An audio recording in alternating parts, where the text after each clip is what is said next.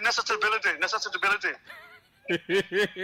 Never fight a man you once honored publicly. It's a very powerful principle.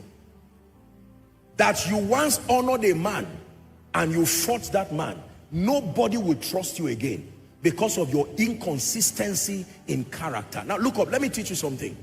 Pain is a revealer of the authenticity of honor. Disappointment is a revealer of the authenticity of honor. Are you learning now? If pain makes you change your disposition towards people who blessed you, you never truly honored them. Who is learning now? These are profound tenets that I live by. No matter what happens in this life, even if the fathers of faith, for an example, looked at me today and put a public statement and said, body of Christ, we're announcing to you officially that Apostle is the most stupid man of God in Nigeria, I would respect them to their grave. And even when they are gone, I will not open my mouth and say anything. It is amazing how people say Hosanna one moment and then they turn and say crucify him with the same mouth. You will never be trusted in your entire life. Are we together? Yes, it's true. It's a powerful leadership principle. I wish we had time, would have learned from David and Saul. Saul was a man who was angry at David palpably. He was angry, envious, threw a javelin to pin David to the wall. David ran away. Twice David had an opportunity to kill him. One time he was sleeping and David's aide said, please, it's not you that will do it, just give me permission to pin this man to the ground so he does not wake up. And he rebuked him. He still called him the Lord's anointed, even though oil had been poured upon his head. I have profound regard for consistency. Consistency. Consistency. Your boss helped you, your boss built you, and only because he now sacked you from the work, you go about saying, it's just that I didn't say it. That man is a stupid man. He's a selfish man. He does not even pay us. And maybe you are right, but nobody who really wants a great destiny should employ you because you are a risk. You have already demonstrated that you cannot be trusted. Are we together? Fight a man you once honored publicly. It's a very powerful principle. That you once honored a man. Never fight a man you once honored publicly. Never fight a man you once honored publicly. Never fight a man you once honored publicly. It's a very powerful principle. That you once honored a man and you fought that man, nobody will trust you again because of your inconsistency in character. Now look up, let me teach you something. Pain is a revealer of the authenticity of honor. Disappointment is a revealer of the authenticity of honor. Are you learning now? If pain makes you change your disposition towards people who blessed you, you never truly honored them. Who is learning now? These are profound tenets that I live by. No matter what happens in this life, even if the fathers of faith, for an example, looked at me today and put a public statement and said, body of Christ, we're announcing to you officially that Apostle is the most stupid man of God in Nigeria, I would respect them to their grave. And even when they are gone, I will not open my mouth and say anything. It is amazing how people say Hosanna one moment and then they turn and say crucify him with the same mouth. You will never be trusted in your entire life. Are we together? Yes, it's true. It's a powerful leadership principle. I wish we had time, would have learned from David and Saul. Saul was a man who was angry at David palpably. He was angry, envious, threw a javelin to pin David to the wall. David ran away. Twice David had an opportunity to kill him. One time he was sleeping and David's aide said, please, it's not you that will do it, just give me permission to pin this man to the ground so he does not wake up. And he rebuked him. He still called him the Lord's anointed, even though oil had been poured upon his head. I have profound regard for consistency. Consistency. Consistency. Your boss helped you, your boss built you, and only because he now sacked you from the work, you go about saying, listen, it's just that I didn't say it. That man is a stupid man. He's a selfish man. He does not even pay us. And maybe you are right, but nobody who really wants a great destiny should employ you, because you are a risk. You have already demonstrated that you cannot be trusted. Are we together? Yes. This is profound. Very profound.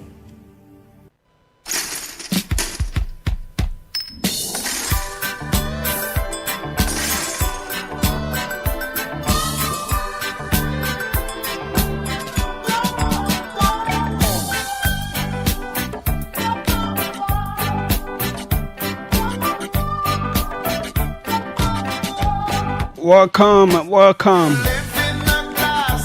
A jolly good afternoon from Monrovia, the capital of Liberia. Wherever you're listening, wherever you're watching, however you're in tuned, welcome. This is the OK Conversation on OKFM 99.5. My name is Julius J. I'm right here at 4:30, from 4:30 all the way to 6 o'clock. We have the chairman of the governing party, the Reverend Dr. Luto Tape, fresh PhD he's coming with. He graduated from Liverpool University there in the UK. We'll talk the trending national matters. We'll talk Lone Star mobilization for the African Cup of Nations. All of the key issues on the table. That's from 4:30. Tomorrow we'll have Senator Edwin Melvin Snow here. I think we'll take him from 4:30 too. A whole lot to talk about. Yeah, I told him 5. I think it'll be good. I want people to interact with him, ask him a whole lot of questions as well. That's what tomorrow will look like. 2 key issues to talk about. 1,200 deportees, 10 nationals coming to Liberia. We'll tell you what we know, the latest. We'll hopefully speak with Sheikh Kuyate on the line. Also, former Vice President John Howard Taylor taken to prison today. Despite pleas. We've seen the charge sheet now. Interesting details there.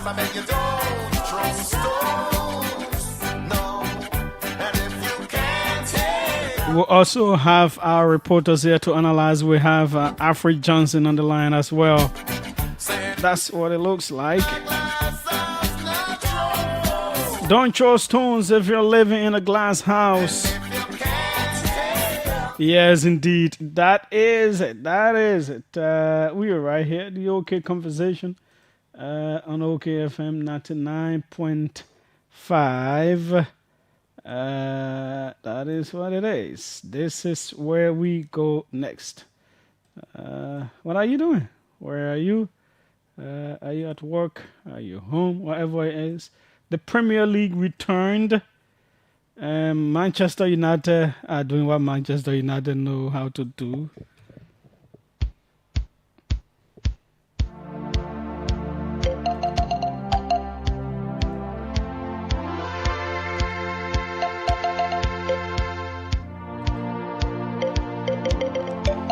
Haul them apart.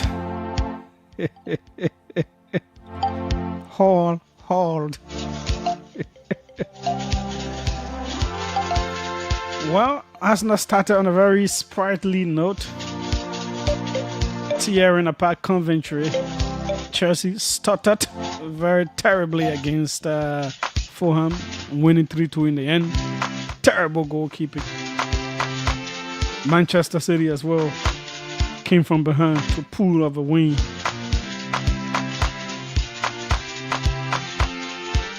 Real Madrid scraped out a win against Espanyol as Barcelona thrashed Elche.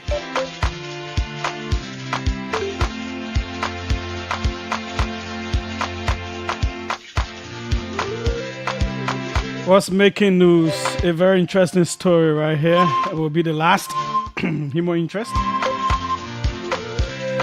Court premises in the Zambian capital Lusaka and elsewhere have been shut as the deadline for filing a petition against the outcome of the recent presidential election approaches. An unusual police presence has been reported at some courts, which have been taped off to prevent access.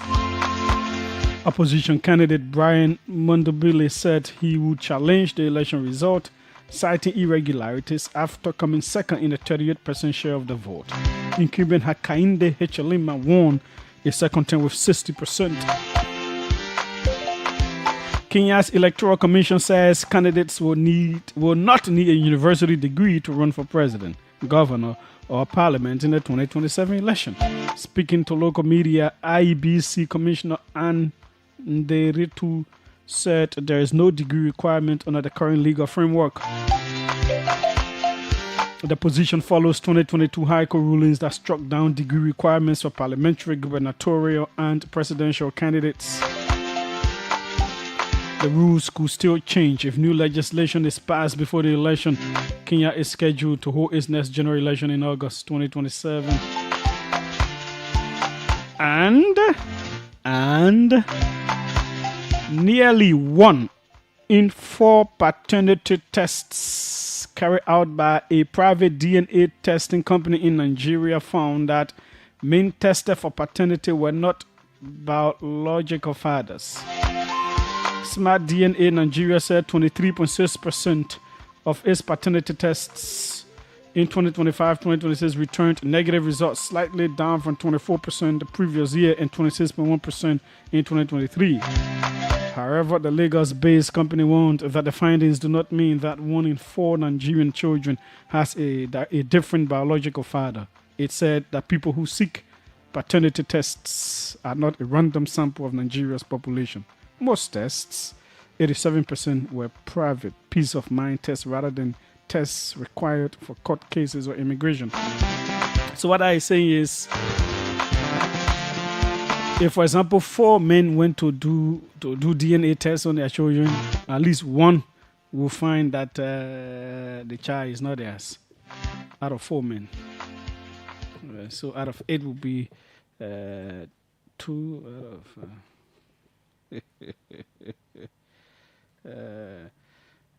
what would it be like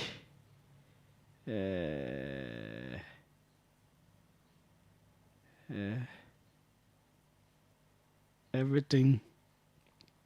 I'll ask one question.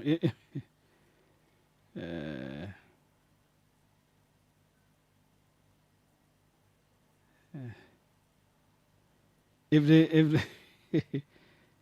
they did DNA tests, if they did DNA tests, will it be or will not be? Think about that. So yeah, very interesting, very, very interesting, right? Yeah. So that is what it is. Let's take a break. Let's take a break with some of our sponsors. When we come back, the issues will be on the cards. Let's take a break right here on the OK Conversation on OKFM 99.5. Okay, here we go now.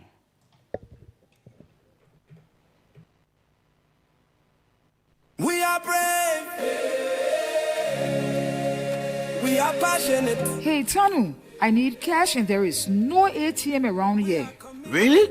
Did you try the EcoBank POS? POS? I said I need cash. What is it about POS? Judy, you can get your cash through the POS. All you need to do is to visit any EcoBank Express point or petrol trade gas station and request to use the POS. Guess what? It can also take other bank cards. Oh, widow, you mean cards from banks overseas too? Yes, it should just be your Visa card. Wow, great. So when there is no ATM around me, I'll just use the POS to get my money fast. EcoBank has made it too easy, man. EcoBank an innovation that will thrive in so. EcoBank, the Pan-African Bank.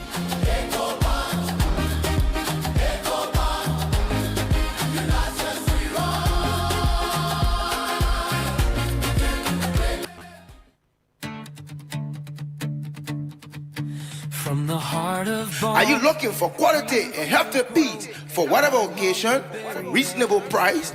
Then worry no more. Brown Hop Liberia got you covered. At Brown Hop Liberia, we sell healthy, Julius cotton raised pig for only $350 Liberian dollars per pound. Our pigs are born and raised in Liberia according to high European standards of hygiene and care.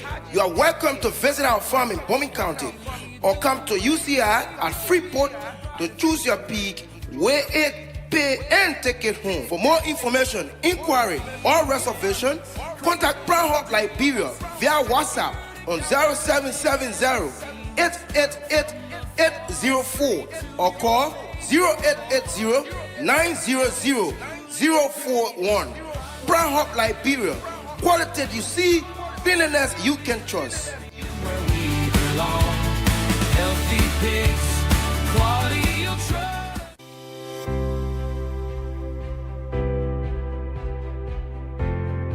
Your favorite RLJ Kendeja Resort and Villas is new and improved with top-notch first-class services guaranteed to make you feel pampered and special as our royal guests. Ideally located on the RI Highway, a few minutes drive from the rehab junction, right in front of the Atlantic Ocean, you are assured of a peaceful, serene atmosphere of a home away from home. The ingredients for our Liberian meals are freshly picked from our garden to give you that unforgettable taste of Liberian cuisine. Our villas are designed and equipped to ensure every night spent with us is a memorable one. We are well positioned to host conferences and seminars of all sizes, as well as outdoor events like garden weddings and parties. Book your upcoming events and leave the rest for us to handle with 100% satisfaction guarantee. You can reach us on 0770-533-415 or email us at reservations@kendejaresort.com.lr. Visit our website on www.rljkendejaresort.com.lr. RLJ Kendeja Resort and Villas, for memories worth repeating.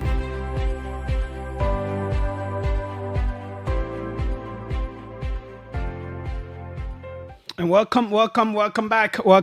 This is the OK Conversation on OKFM 99.5. That stretch of road, that's GSA Junction is getting more terrible, and that is a new road. That is a new road, but it's getting quite terrible, right at the junction there where the traffic lights are. Hope Public Works will take note of that. It's getting really, really terrible. Also, the ERW road, the road they are building, like when you pass SKD, you're going before reaching it's a Carver Mission Junction. I mean, there are some holes down there. I don't know. Every time they're changing what is in the middle there. I don't know what they really want to do. But that area, that's a very terrible hole there. I don't know. So those are places for Public Works to take note of. I want to play this. And in your political life, in your relationships, in your professional life, in whatever you are whatever you're involved with, and you're doing a whole lot of different things as a human being, involved with people who may have helped you, who may have been there for you. This advice is important. You know, it is a philosophy I adopted way back. And I think all of us should. And this is not to say, because people were there for you, so you cannot critique them. No, that's not what I'm saying. But to adopt attitudes of ingratitude. Because, for example, there were times when affording 50 LD, 100 LD was a problem for you. And in those times, somebody went out of their way to be of help. There was a time when janitorial job will be a luxury, and someone offered you that. There were times when cups of rice were luxurious things for you to have, and someone could give. Now that today you can have a bag of rice or bags of rice, or in fact, you're eating the highest quality of rice now, that you can easily get 1,000 USD now, that you can own your own house now and drive your own car now, doesn't mean you should display ingratitude or disrespect to those people. We do that, and we see a whole lot in politics. A whole lot. We see a whole lot in politics. We see a whole lot in real life. People ill-discussed, trampled upon, disrespect, disregard people who were really, honestly there for them. Let's listen to this. I'm going to talk about it the other day. I didn't. So I play it from the beginning, but let's listen. Never fight a man you once honored publicly. It's a very powerful principle. That you once honored a man and you fought that man, nobody will trust you again because of your inconsistency in character. Now look up, let me teach you something. Pain is a revealer of the authenticity of honor. Disappointment is a revealer of the authenticity of honor. Are you learning now? If pain makes you change your disposition towards people who blessed you, you never truly honor them. Who is learning now? These are profound tenets that I live by. No matter what happens in this life, even if the fathers of faith, for an example, looked at me today and put a public statement and said, body of Christ, we're announcing to you officially that Apostle is the most stupid man of God in Nigeria, I would respect them to their grave. And even when they are gone, I will not open my mouth and say anything. It is amazing how people say Hosanna one moment and then they turn and say crucify him with the same mouth. You will never be trusted in your entire life. Are we together? Yes, it's true. It's a powerful leadership principle. I wish we had time, would have learned from David and Saul. Saul was a man who was angry at David palpably. He was angry, envious, threw a javelin to pin David to the wall. David ran away. Twice David had an opportunity to kill him. One time he was sleeping and David's aide said, please, it's not you that will do it, just give me permission to pin this man to the ground so he does not wake up. And he rebuked him. He still called him the Lord's anointed, even though oil had been poured upon his head. I have profound regard for consistency. Consistency.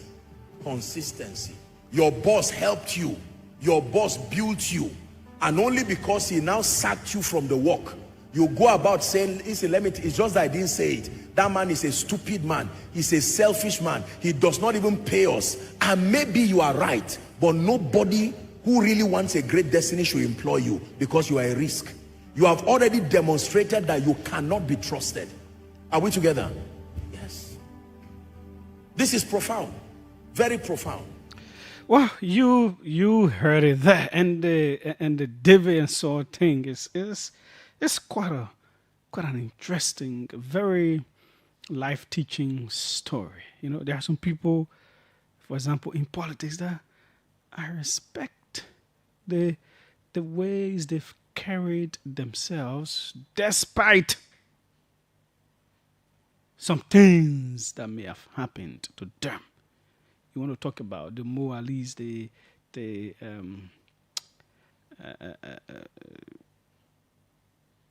man from the former Commerce Minister. Why is the man's name is slipping? Former United Party chairman. You want to talk about Akaros Gray? Yeah, you really think the kind of Ami Modad, yeah. You think the kind of loyalty these people display, is it? You think they've been happy with everything that happens? You really think they've been? I think everything was rosy. Imagine that time when they went for the convention, when Mo and Amin Moda lost. When everybody thought, they would have won, that they had the backing of the Standard Bearer, and then reports came out that the Standard Bearer may have undercut them. Everybody thought there would be some explosions, things would be said, that Mo would have left, Amin would have left, and all that stuff. There were attempts to make them leave, but they stayed when it wasn't clear that they would come to power.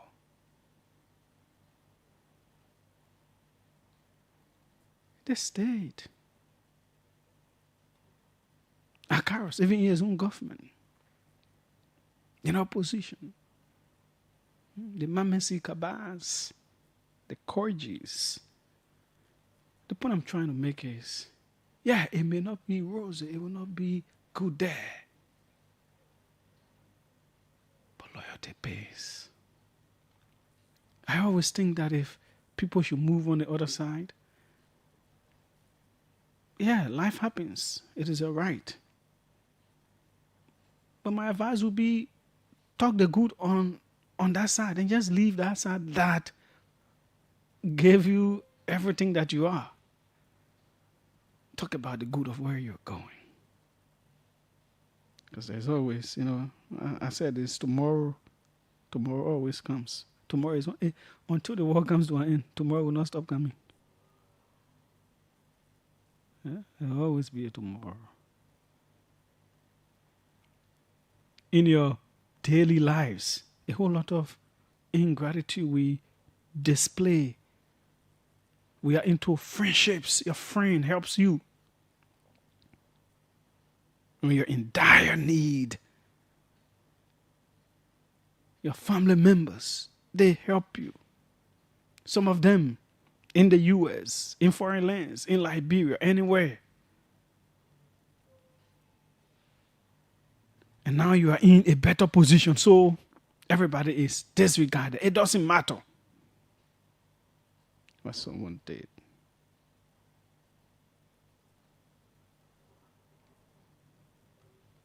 I hope we have learned a lesson in life.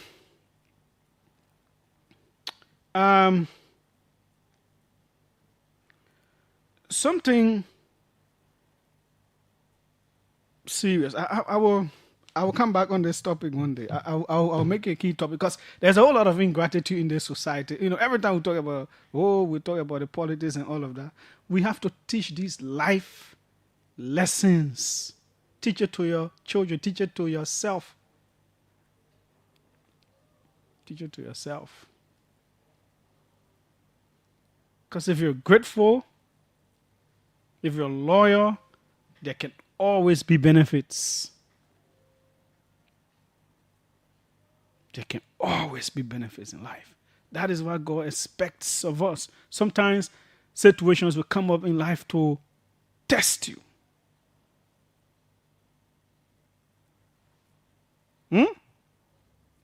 Yeah. So the government of Liberia, the first batch of people came from the U.S. third citizens nationals, third country nationals. They came from other countries. They are not Liberians. The government agreed for them to come here. But there's a New York Times reporting on this. So we will take that. I'll read portions of it. And then I will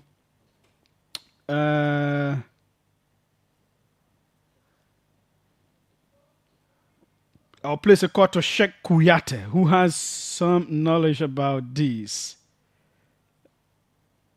So let's read what the New York Times has here for us. It says, U.S. agreed to pay Liberia $5 million in connection with deportees. Documents say. I'll leave me with this now. I've already done this. Okay. So let's do that. Okay.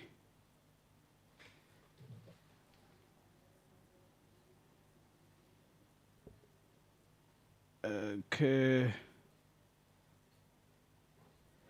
The Trump administration approved the payment after Liberia said it will consider taking migrants from other countries. The Trump administration approved a $5 million payment to Liberia in connection with a deal to send migrants there from the United States, according to internal documents reviewed by the New York Times.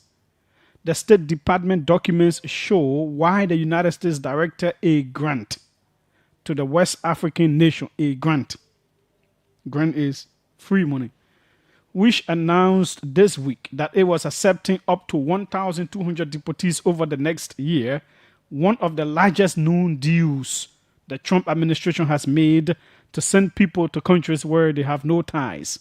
The first group arrived in the Liberian capital area of Monrovia on Thursday. The Trump administration, aiming to ramp up deportations, has been striking deals with other nations willing to take migrants who cannot legally be deported to their home countries for various reasons, including because they could face persecution. Many of those so-called third country deportation deals have been shrouded in secrecy and have come under intense scrutiny by human rights groups, which have criticized the administration for sending migrants to unfamiliar countries, including those with records of human rights abuses. The $5 million payment to Liberia was approved by the State Department in December. That is 2025 December. And was made in response to a commitment from that country 2 months earlier. So December, November, September. So in September 2025, the New York Times is saying that is almost 1 year ago, Liberia had agreed that it would consider accepting migrants from other nations. That is what the New York Times said they saw in the documents.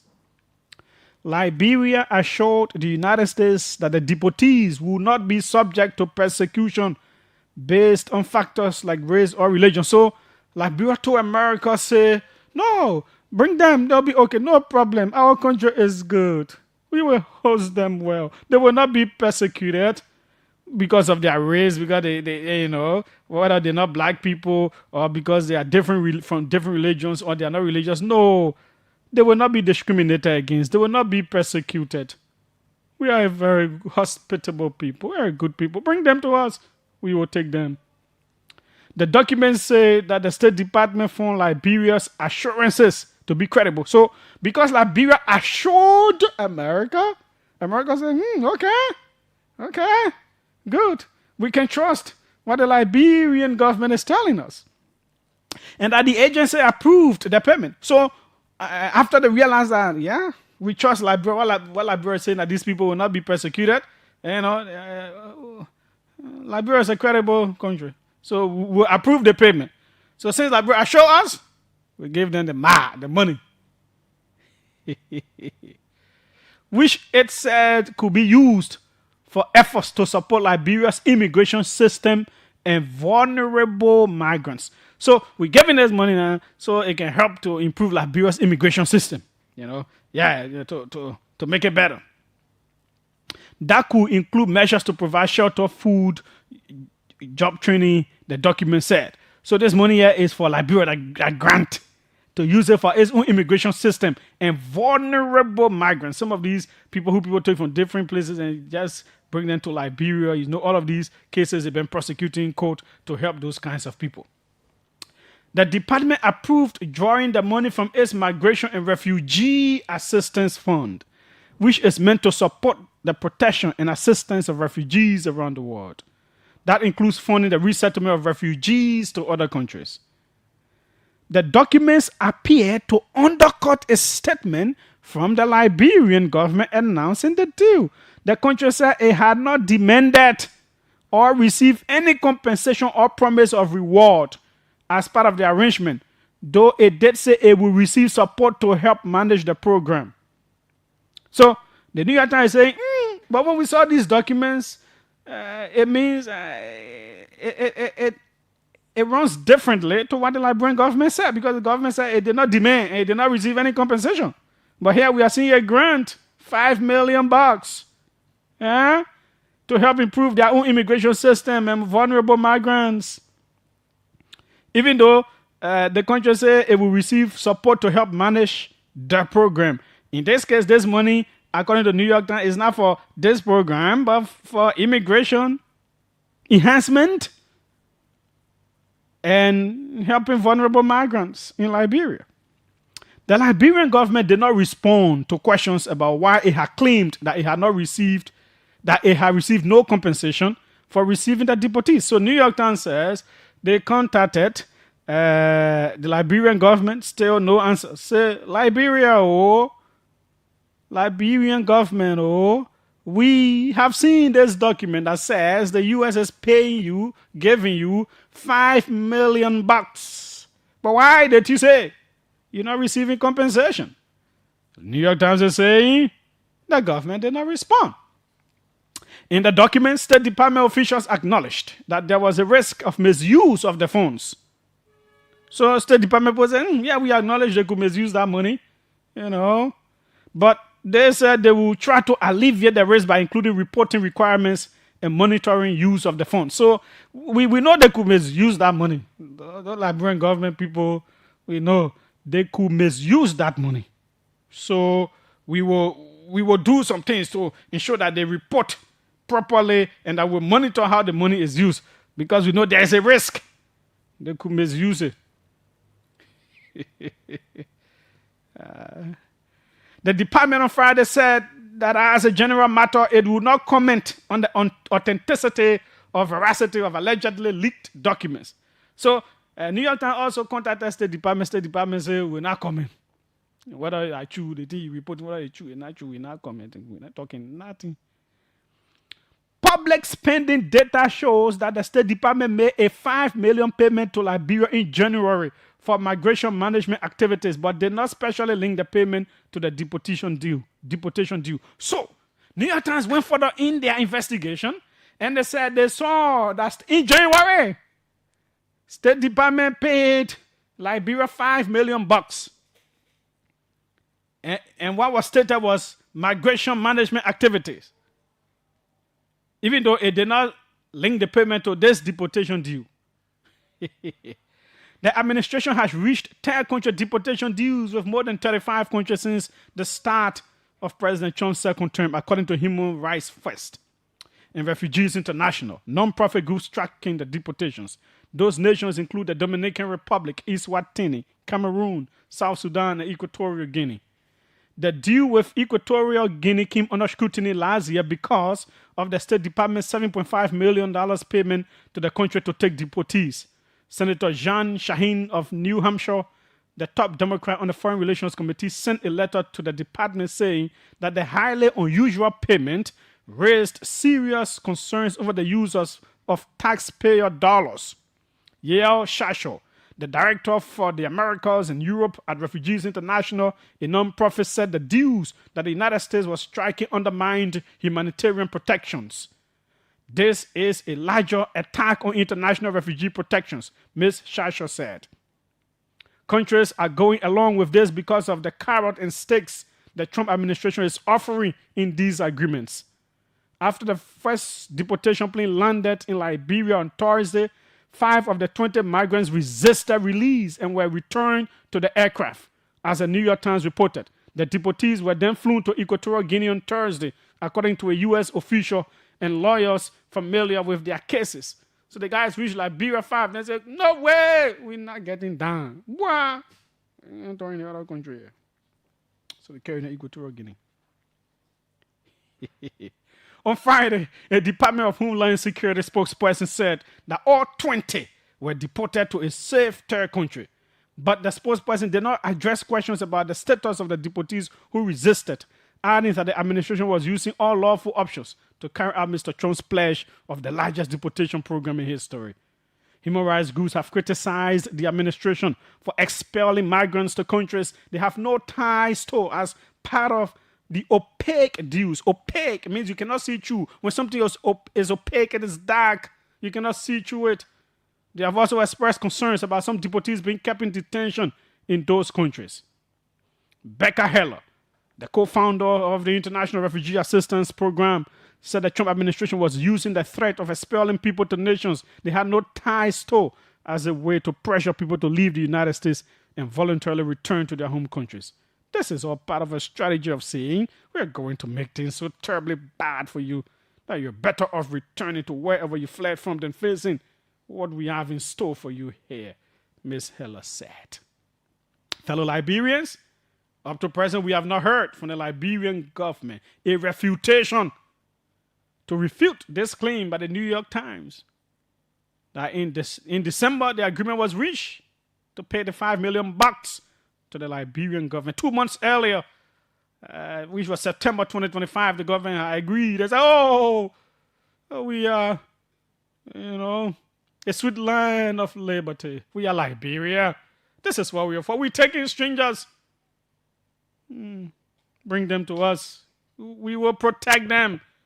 Nothing bad will happen to them. We will not persecute them. Give them to us and give us the $5 million. Yeah? So, the New York Times is saying in January, they've seen a payment of $5 million to Liberia. $5 million. Liberian government, is it true? We're still waiting to hear from you. We're still waiting to hear from you. Is it true? Did you receive $5 million? What are you doing with it? Where have you placed it? It is important.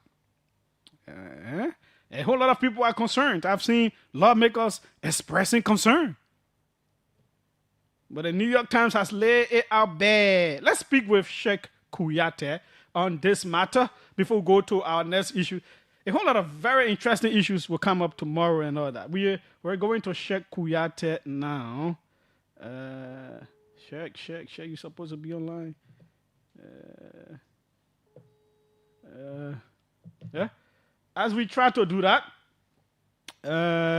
let's see if we can read what Senator Samuel Koga. So the Liberian government is answerable. It should be answerable to the Liberian people. If they can't answer the legislature, it is a road to call them in and ask questions about $5 million. It is an interesting matter. We are taking in nationals from different countries, no ties to Liberia whatsoever. They've never been here. We've agreed to take them in. The actual details are hazy. Very hazy. Sheikh, I'll call you on my other number. No, I don't know why you're not answering.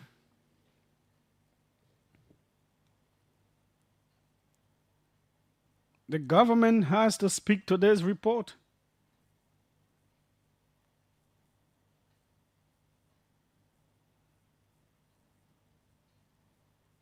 The government. This one will not sleep. It's not going to sleep. We have to know, what is this? What is taking place?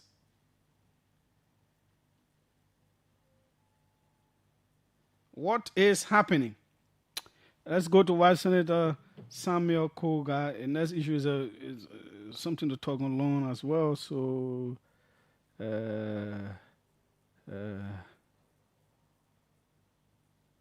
it is not going to sleep. It is not going to sleep at all. We have to know. I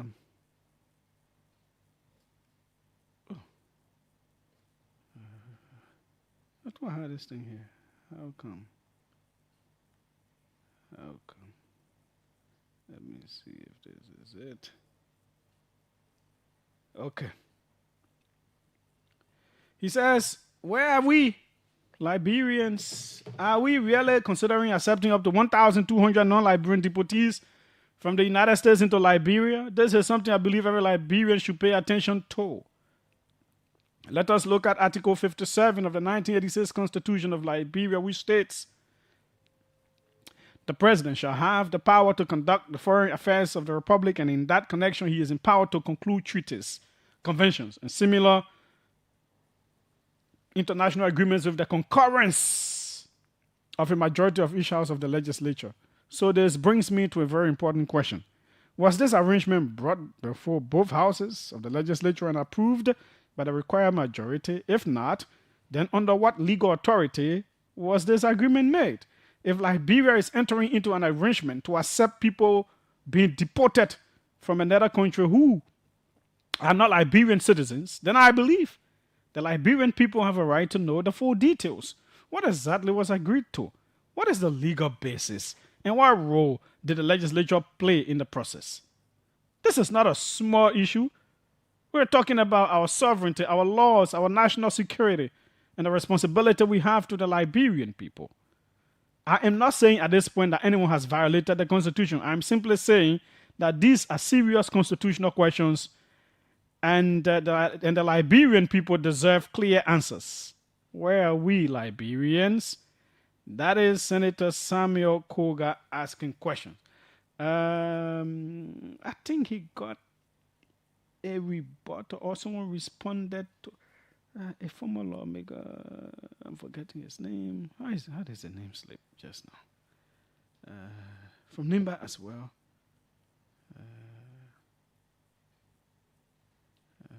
That person will come to me. I will read what they wrote. I'm not sure why we cannot get checked. We just spoke. We just messaged each other, and he was aware that I was calling him. Check. I'm trying to get you here. Okay.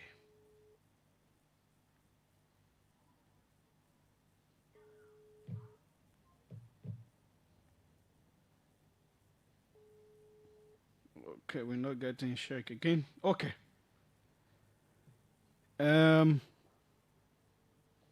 Okay. CNN also has some very terrible report on this. Let me bring that out as well.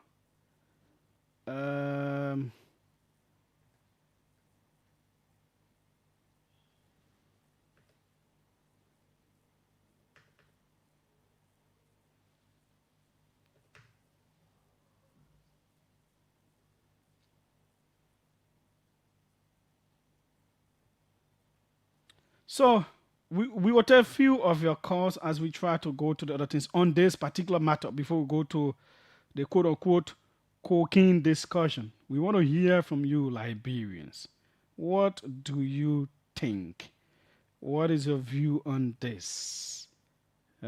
What is your view on this whole deal? As for CNN, you know, they can be very explosive. They say, well, how did they say? Is Liberia an American dumping ground or a place where a new generation of arrivals can build a new life? That's the question Liberians are asking themselves. After the first people to be deported to the West African country from the United States arrived in the capital, they are asking, are we a dumping ground for America or not?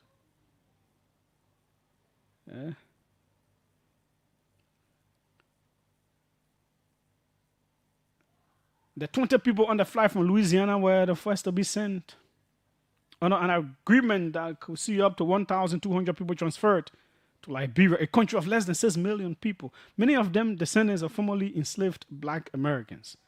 Liberian officials said the new arrivals were from African and Western Hemisphere countries.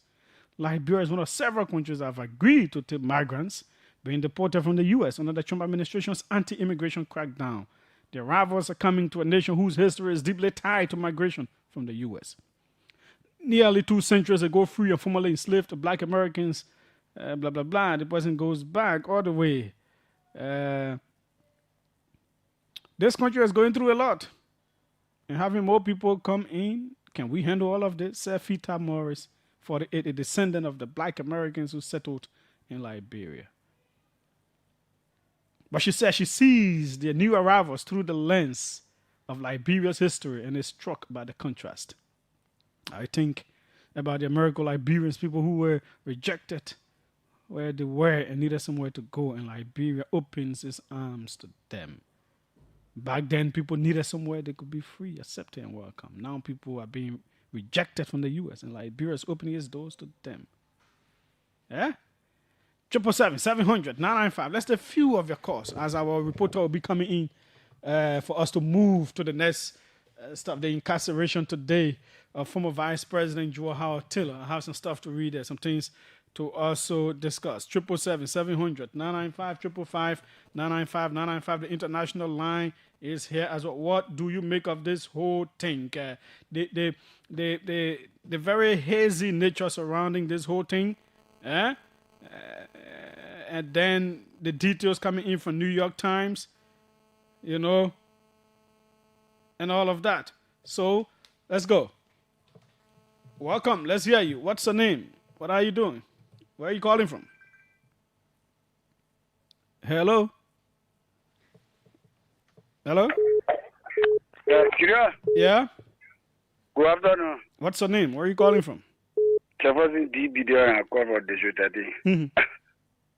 Julius, as for me, I don't want to comment the lies the government is doing concerning about the $5 million the U.S. gave them. But, Julius, if you my friend, what you can do for me, I can never do it for you. But Liberia will always do things what America will not do.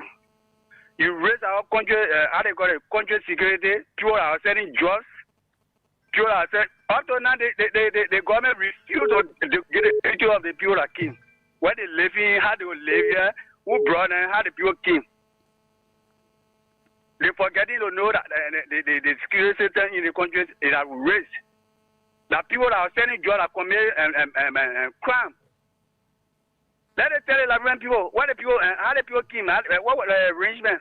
But Okay. they get $5 million, they get $5 million, they sell around it, they share it.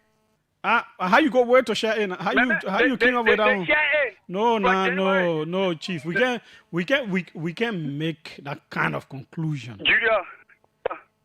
Julia, from January they get the people $5 million.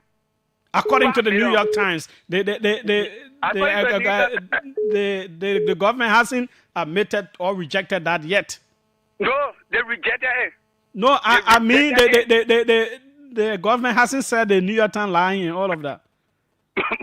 Remember, the New York Times will not lie. That people will not lie. That people will not lie. Let it come out to tell where they do with that money. The people share it. Okay, thanks so kindly. As for that one, that's where the legislature has to come in now. Money being involved, yeah. Is it true? The US paid $5 million. What is it for? What is it doing? Yeah. Welcome. Let's hear you. What's your name? Where are you calling from?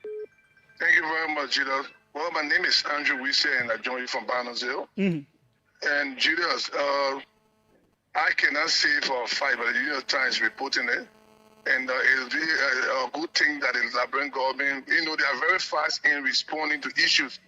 So these issues, They're not fast. So they need to come on and respond to it because we want to know, because if you have that type of money, there's a need for them to build union, housing union for these people that they bring in. Also to our African brothers that suffer for us here in our 14-year civil crisis. There's no need to ask them for resident permit. No need to ask them for work permit. Because they also the brothers and die on the soil to have our peace that we get today. Okay, thanks so kindly. Please don't call my number, my orange. Let me speak with Sheikh Kuyate. I was supposed to speak with him on this matter. Sheikh, I'm calling you back again. Okay, let's speak with Sheikh Kuyate. Sheikh, welcome. Yeah, Sheikh, welcome. Thank you, my brother. How are you, sir? Fine. So we are discussing this story about the 1,200 people that will come to Liberia over the space of a year. I've read the explosive New York Times report and all of that. What do you care to say? I think that decision by our government is untimely, and also in some way it is a threat to national security and also a threat to regional stability. Having 1,200 people, deportees, living in America with no agreement with the American government, according to the information from the Ministry of Information when he informed the Liberian public.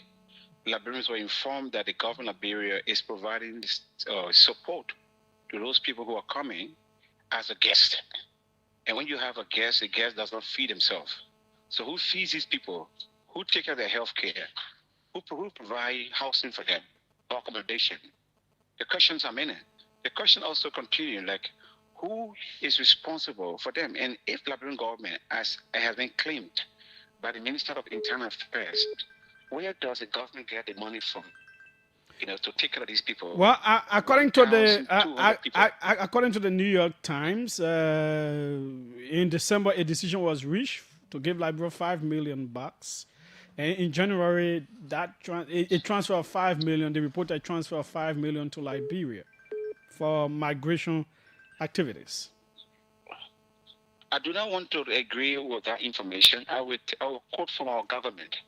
According to what the Minister of Information told the Liberian people, the Liberian government is providing free service, meaning gratis.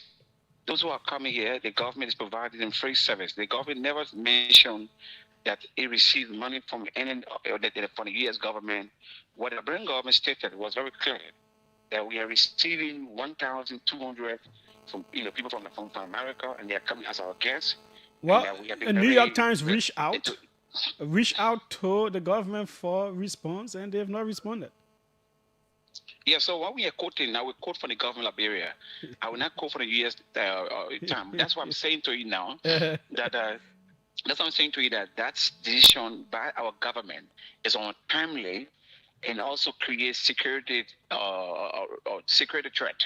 For the fact that we, in our country, we already have limitation when it comes to security logistics. We have the limitation. We have an issue of drug trafficking where state securities have been arrested as suspect, where senior government officials have been arrested, have been as suspect, have been involved into this. So we have in this kind of a situation in our country where our state security are even involved, and if you are involved with drug trafficking, then you're bringing hardcore criminals from America. Many of those who are coming are hardcore criminals. America has more opportunities than Liberia. America has more facilities than Liberia. Why couldn't they keep them there? Imagine Eswatini. The kingdom of Eswatini received 30 people, 30 deportees. And these 30 deportees were not integrated in the society. These 30 deportees were kept in a correctional area, like a prison compound. And they were kept there. They are kept there. And out of the 30, only 19 have come to Eswatini from July last year to July this year. And out of the 19, they have managed to deport 2, one to Jamaica and another to Colombia.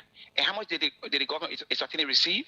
They received $5.1 million for 30 people. Okay. So how will Liberia be so generous that you receive 1,200 people on gratis and you're not disseminating the information to the Liberian people? This is a total disservice to the Liberian people. Okay. I think that the government of Liberia should come with clarity to make So people know exactly what it is important to note that other countries have rejected these deals. The Bahamas, for example, according to Al Jazeera, officially Nigeria rejected a proposal from Johnston to accept country deportation flights for migrants whose home countries will not take them back. Prime Minister Phyllis Davis cited a lack of sufficient resources and infrastructure to handle the influx. Also in Africa, according to the BBC, Uganda, also they had agreed to accept non-criminal African Asian deportees from the U.S., but they explicitly denied the arrangement. The State Minister for Foreign Affairs stated that Uganda lacked the capability, facilities, and infrastructure to accommodate such individuals. So yes, several countries have rejected these proposals. including Nigeria. Even Nigeria rejected it also. Do you think, because others say, well, it is America, Liberia cannot resist what America wants, could we reject it? we should reject it, and it is a rejectable proposal. And I can say to you, when Marcus Garvey was coming with African American to Liberia, they were rejected by President Charles D. King, and on ground that the state was not prepared that those who are coming, they could create insecurity. And people who are coming, we don't even know where they come from. We don't have any information on them. When you look at the video, when they were boarding the flight for America, they were cuffed. And when they were disembarking the flight from Liberia, they were on cuff. So they left America as people, as criminals, and arrived in Liberia as free men and free women. This is not good for our country. And we have to depoliticize this issue to ensure that our people are protected, to ensure that our government makes the right decision in the interest of the general public. Okay, thank you so kindly. Sheikh Kuyate right there. William Brown says 5 million is nothing for 1,200 human. No, the money not for the people. You listen to the New York, according to New York Times, that money is for the government to manage, to enhance its own immigration and manage vulnerable migrants. Not those people, when they bring it up about again, getting small thing for them to do in other countries and all that. Yeah, it's not about them. Let's take a few more of your calls. Welcome. Let's hear you. Thank you, Julius. Thank you for having me. I'm Sylvester Pugh here. I think I'm calling from where? Where are you calling from? I'm calling from the U.S. I think I will vehemently disagree with the president, the former presidential envoy. Listen, there's absolutely no security risks into this. We have a lot of people enter our borders on a daily basis. Are those people posting, even more criminals coming to the country, are they posting a security threat to the republic? Actually, no.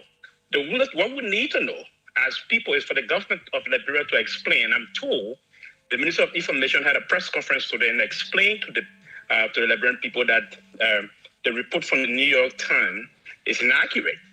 So we need now to press the government to give us details about that. I was even following a documentary yesterday from the Central African Republic. I think they took about 10 of them into there's some issue with that government, the people there also, right? So what we need to as people, Julia, is for the government of Liberia to explain. Most of these people, as the former envoy stated just now, all of them are not criminals. The court even, and that's why the court, there's some restriction from the court, from Georgia's here in the U.S., preventing the U.S. government from sending them into their own country of origin, because most of them. Do you think it was important to know the actual dues, the monetary value now being reported by New York Times and all that? No, if it is true there's a monetary value, the Liberian government ought to be very clear and explain the detail to the Liberian people. If we have one. But here is it. The government, the New York Times report is based on speculation also. No. It is not speculation. They saw documents and they reached out to the Liberian government. The Liberian government hasn't responded. Yeah, but the information minister just refuted the accusation from the New York Times. When? And today, the Minister of Information had a press conference today. I think you should contact your...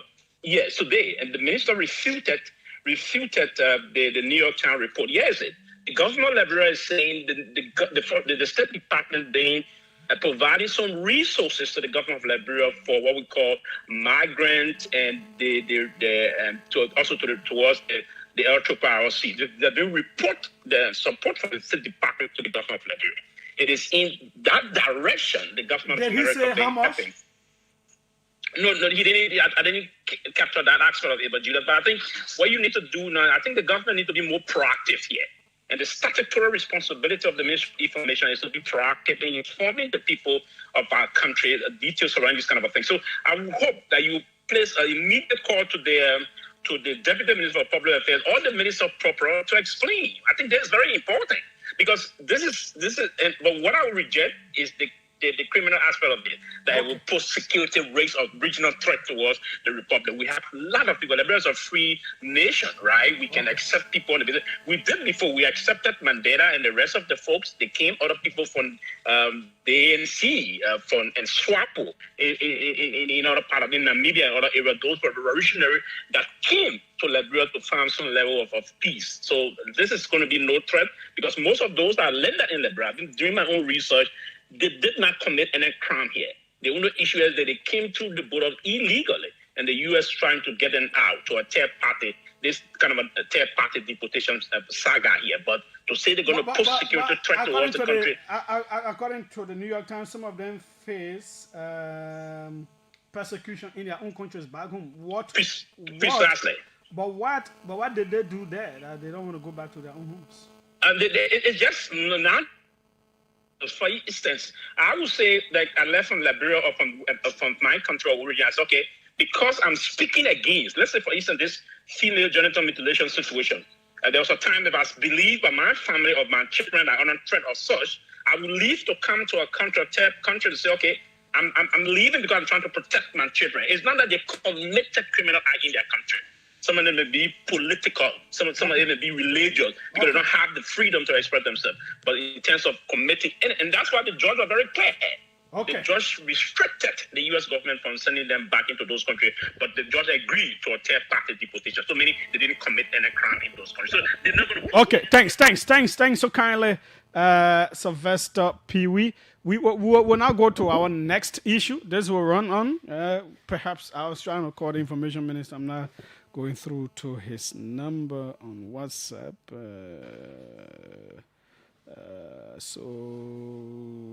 Yep. But we will get the details tomorrow of what the government said in response to the explosive New York Times report. We have Watson Riches here with us. Watson, former vice president, taken from the hospital today, ended up in jail. Walk us through that. Okay, so thank you, Julius. It's always feel good to be here. Yes, like you regularly stated, the former vice president was escorted to the Mobile City Court this morning with huge person of securities, armed security men at the grounds of the Temple of Justice. And then while she was on the bench, a writ of arrest was issued to her.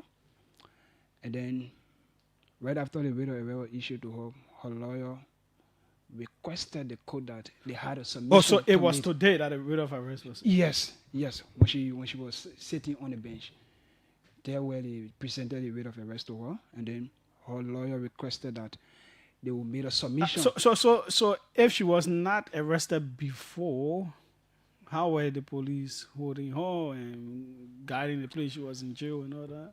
So the police invited her first for questioning. Right after that, the police has 72, let's say 48 hours to keep her. But the 48 hours did not elapse when she fell up, and then they took her to the hospital. Okay. So they just brought her in, and then they just served her that particular writ of arrest. Okay. So when the writ of arrest was served on her today, and then her lawyer requested that they had a submission to make, and they made two submissions. One was they asked for a preliminary examination, which is back under the Criminal Procedure Law, Chapter 12 of the Criminal Procedure Law. It grants the defendants the opportunity to have a preliminary examination. And then they also requested for a compassionate leave to a health facility. There was argument that was held between the both parties, and then the prosecution resisted the portion of the how you call it, the request that were made by the defense, in that the request that they needed her to be compassionate, or the compassionate detention to a health facility. They said it is nowhere within the practice wherein the charges against the defendant or former vice president Joe Howard Taylor is a capital offense. So as such, she is not entitled to bail. So she's supposed to be placed in a common jail within Liberia. So they argued, the judge looked to it, and then the judge granted the preliminary examination aspect, and then denied the request to grant her compassionate leave on grounds that the judiciary does not have that particular jurisdiction over that matter. It is the executive that has that expressive right to give or leave to defendants or prisoners to other facilities. That will happen to them. Okay, Good. Now, so what are the? Did you read the charge sheet and what are the key things you took from there? Yeah, so she's being charged with money laundering. That's one aspect. And then they say money was wired through her accounts. Or she received over 45,000 in Dubai, another 75,000 through Sheikh Bashiri or Kanti. And then in this month of August, she also received 15,000 USD. So there were 3 transfers that was allegedly made to her account. One was for Dubai, through Sheikh or Basuri or Kanti. So it is like she knew she was dealing with drug dealers because there's something about a meeting blah, blah. She knew she was dealing with drug dealers and she allowed them to give her money. Yes, that's what they're accusing her for. Okay. Yeah, that's what they're accusing her for. Watson Richard, thanks so kindly for giving us those details. We have on the line our man. We have the charge sheet here as well. I don't know if I will have the time to read what is there. But welcome, Alfred Johnson. Thank you, Julius. I appreciate the opportunity. It's always a pleasure to speak with our people. Okay. You have, I believe, you have read the is it what you got charge sheet? Yes. So the statement of probable cause. That's the statement of probable cause. It's both the statement of probable cause and I've seen the statement of charges out as well. Okay. So, yeah, that's pretty much what it is. So you have the probable cause, and then it's accompanied by the various charges. So, what is your take? Sorry. What is your take on that so far? So let me first say, so when your reporter just said she was arrested, but it was today that she was formally charged. Okay. So she was formally charged today. That's why that was it. So it's not that she was not arrested. So, but again, it's very important to first acknowledge that this investigation is an important step for the Liberian people. It is an up for us to see that we don't want the country to be what it's going to be turned into if the laws are not followed. So we thank the government for putting this out. These are serious charges. Illicit trafficking, unlicensed exploitation of controlled drug substance, illicit trafficking, criminal facilitation, criminal solicitation, and all that. These are serious charges. I read the charges. I read the statement of probable cause, and the charges are very serious. I read the statement of probable cause. My only thing is, I hope the government is able to prove this. I pray that they are able to prove it because these are serious charges that require a level of evidence that goes beyond just mere conversation with Sheikh Bachir, because it appears like Sheikh is the link between the vice president and the cartel. So if she's the link, it seems that all the conversation, the entire statement of probable cause is based on testimony from Sheikh Bachir. So with Sheikh Bachir being that, I hope there is more than just a statement from Sheikh Bachir. I hope there is corroborating evidence, in terms of meetings, in terms of, especially for the money laundering, in terms of bank transaction, because money laundering comes in different forms. People try to launder money in so many ways. They actually launder money through foundations. So it's not surprising to launder money through foundation. But the question is, I think they said our foundation received 75,000. So the foundation received 75,000. It was not in and of itself to say that it was money laundering. Now, hanging out with these people, it may raise some ethical concerns, but it has to be proven that it was illegal. Foundation getting the 75,000 in and of itself is not money laundering. Now we have to see if the money that was sent to the foundation was washed. It was a dirty money and it was washed through the foundation and went back to the cartel. Or when the money was spent, if the money went back to the cartel, then yes, so that would be the bank record. So we have to look at the foundation's bank record. Did the money end up back with the cartel or it was spent on the foundation? The 45,000 shopping spree she was given for shopping. That's another way money laundering money gets laundered. People buy luxurious goods and bring it and then sell it and wash and get the clean money. So when she was given the 45,000 to shop, did she shop? And when she completed shopping, what did she do with the material that she bought? Did she send it back? Was it sold? Because people do that. They have an entire system, an entire network where you buy this and you give it to the other people and they go and sell it, then the money becomes clean. Or they return it and the money becomes clean money. So those are things that have to be proven. It's not just receiving the money. It is about how the money was received, where did the money end up. Is it important to establish knowledge as to these people Yes. she was dealing with, whether she knew they were drug dealers and she cooperated with them? Yes.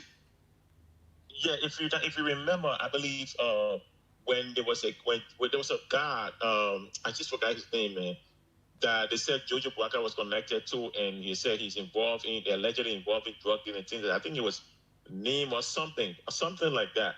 And he said the guy who has some sort of football academy with Spain, I mean, in Madrid. I can't remember his name. Yeah. So my point here is, we don't know the drug dealers are not coming to you to tell you they are drug dealers. You know what I'm saying? When they meet you, they're not telling you they are drug dealers. They're coming, they're presenting themselves as business people. So when they present themselves as business people, it's business opportunity.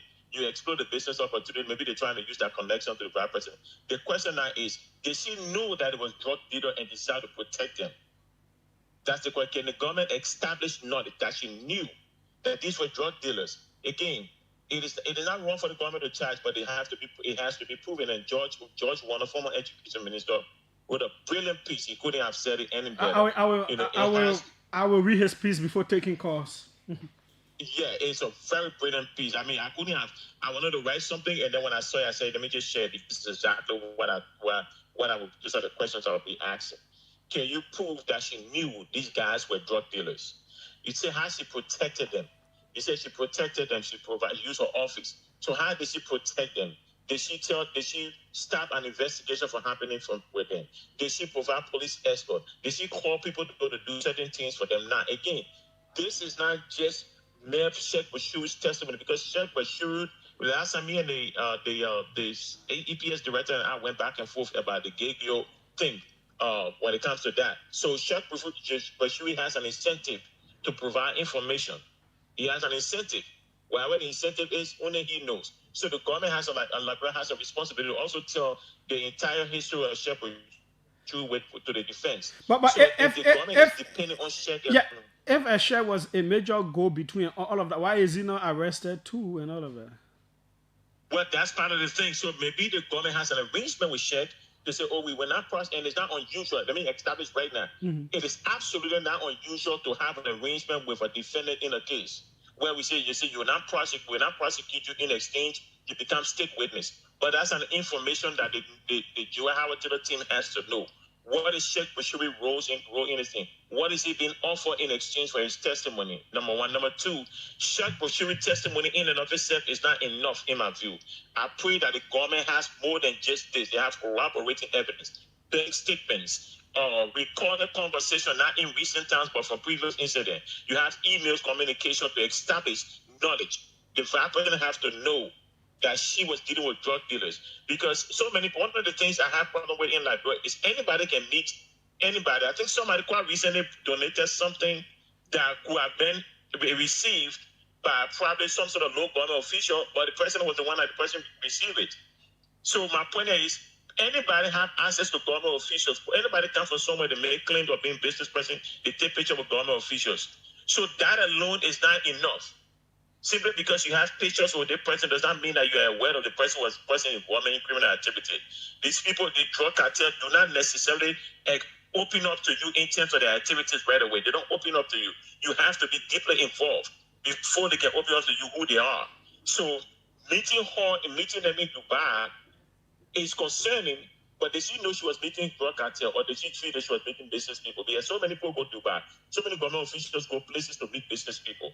So again, the government has to prove beyond extensive money Sheikh is providing. They have to have corroborating evidence. Now, others, what they do, because it's a high profile case. Yeah, others are concerned that the basic thing is about some financial exchanges and meetings in Dubai here and there in Monrovia.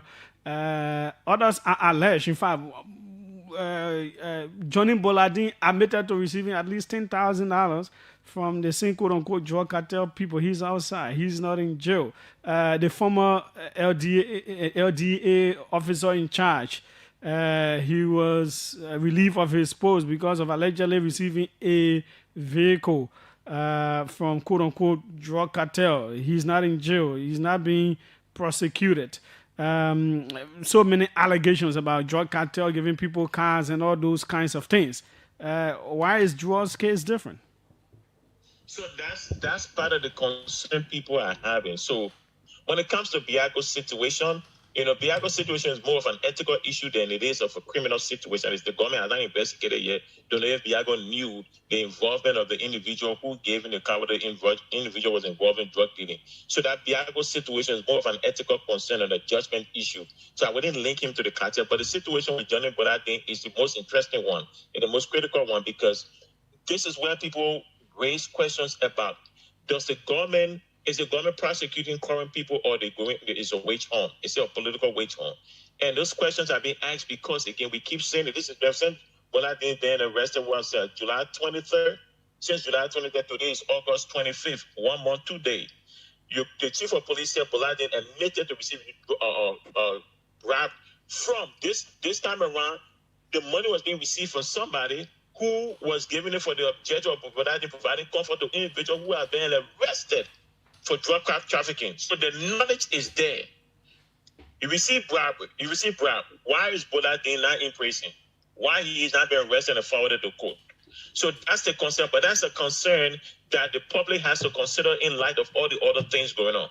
The government has to be able to explain to the public what's going on in the Boladin situation, because even the last time you're on the thing and one lawyer say takes you ready about bribery, this is complete bribery at the end of the day.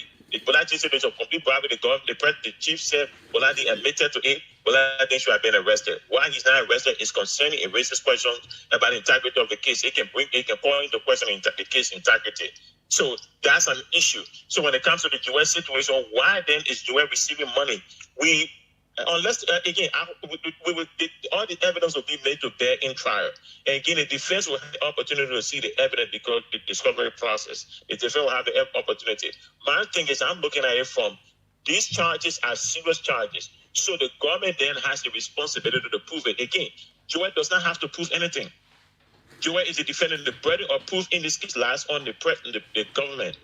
And Joel pleading the fifth is not an admittance of guilt. As a matter of fact, it is one of the smartest moves anybody can make, to plead the fifth. You don't have the right to remain silent. Your invocation of the right to remain silent, it is not an indication of guilt. So again, the government has a responsibility to prove this case. My issue here is, I hope the government has more beyond Sheikh Bashir, because Sheikh Bashir's testimony is going to be heavily challenged in court. His cross-examination is going to be brutal. The defense is going to brutally cross-examine him. So if the state does not have more than Sheikh Bashir's testimony for this charges, these are grave allegations, then it's going to be a difficult day in court for the state. So I hope and pray that the government has more than just Sheikh Bashir's testimony. When I say more, I mean email communication. You have to establish knowledge. You have to prove how Joel Howard Taylor protected the cartel, because they said she facilitated to provide protection, use her office. How? So those are critical questions that have to be asked and answered. Okay, now, what about the guy from the airport who allegedly his boat was used to transport cocaine and all of that, Mark Kuya, who is also still outside and all of that, connected with the ship as well, that disappeared from our waters?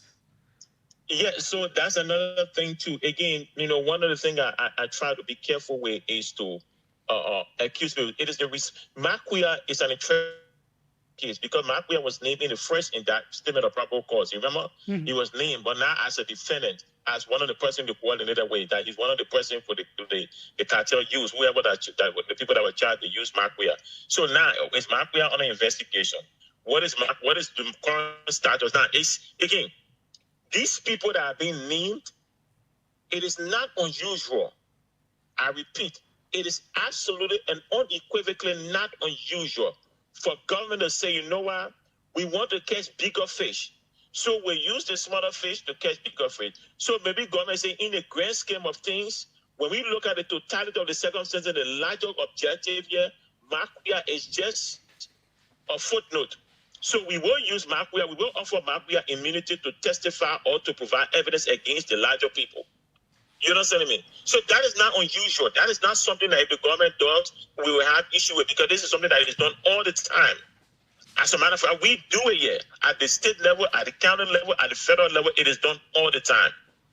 So it is not unusual, but you have to be able to explain to all. You cannot leave the public in suspense. It's Makuya coordinating, cooperating the investigation. That's why he's being kept outside.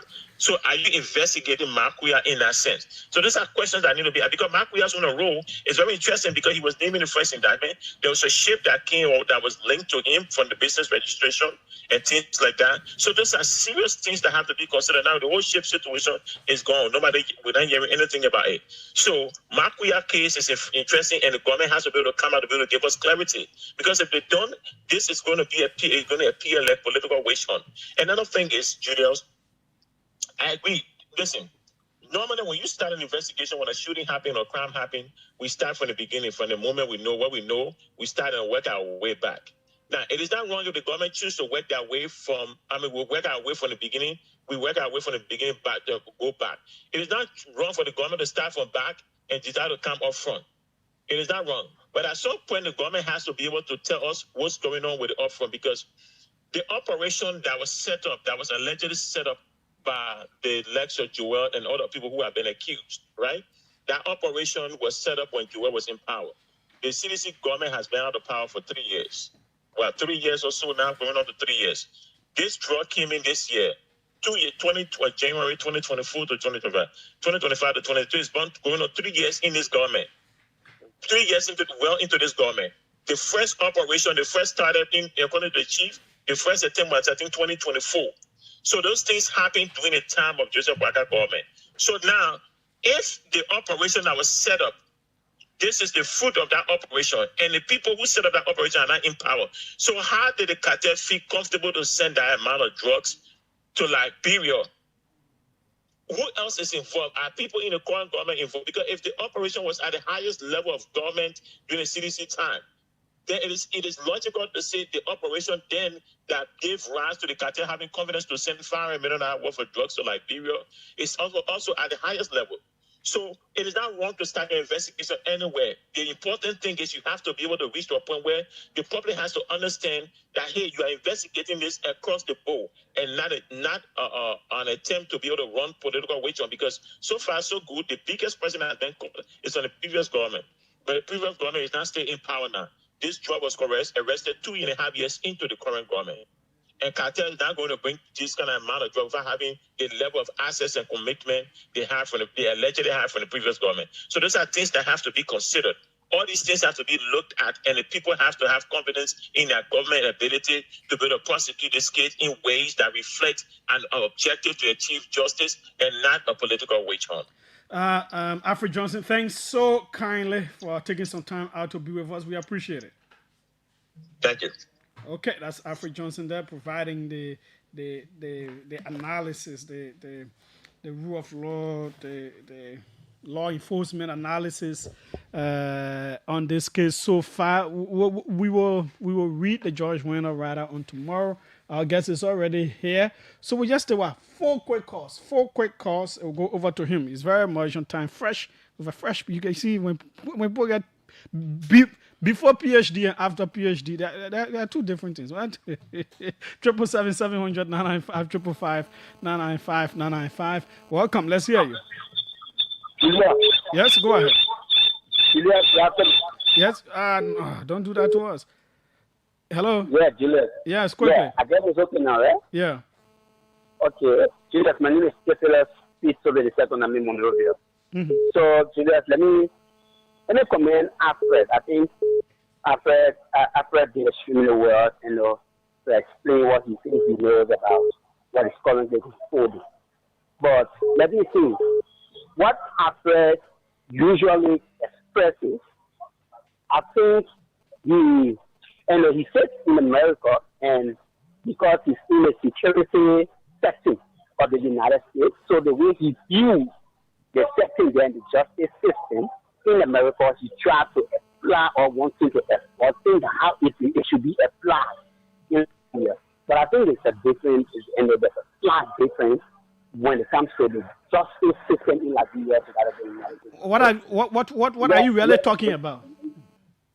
So Julius, what I want just want, I just want to advance after, right? Okay, thanks so kindly, Chief. We don't have enough time for advancing people. Yeah, we get time for you to say your own. Yeah.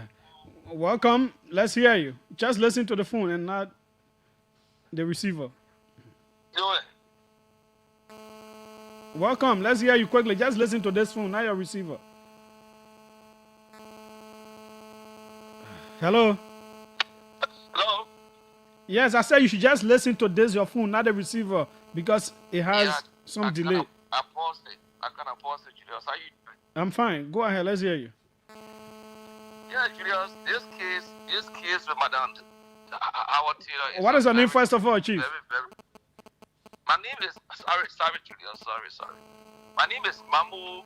I'm calling from Bismarck, North Dakota. Okay. Yeah, this case with Madame Taylor is a very, very peculiar case that government needs to look at. This case is not an error was committed in this case. And government is not just trying to showcase authority.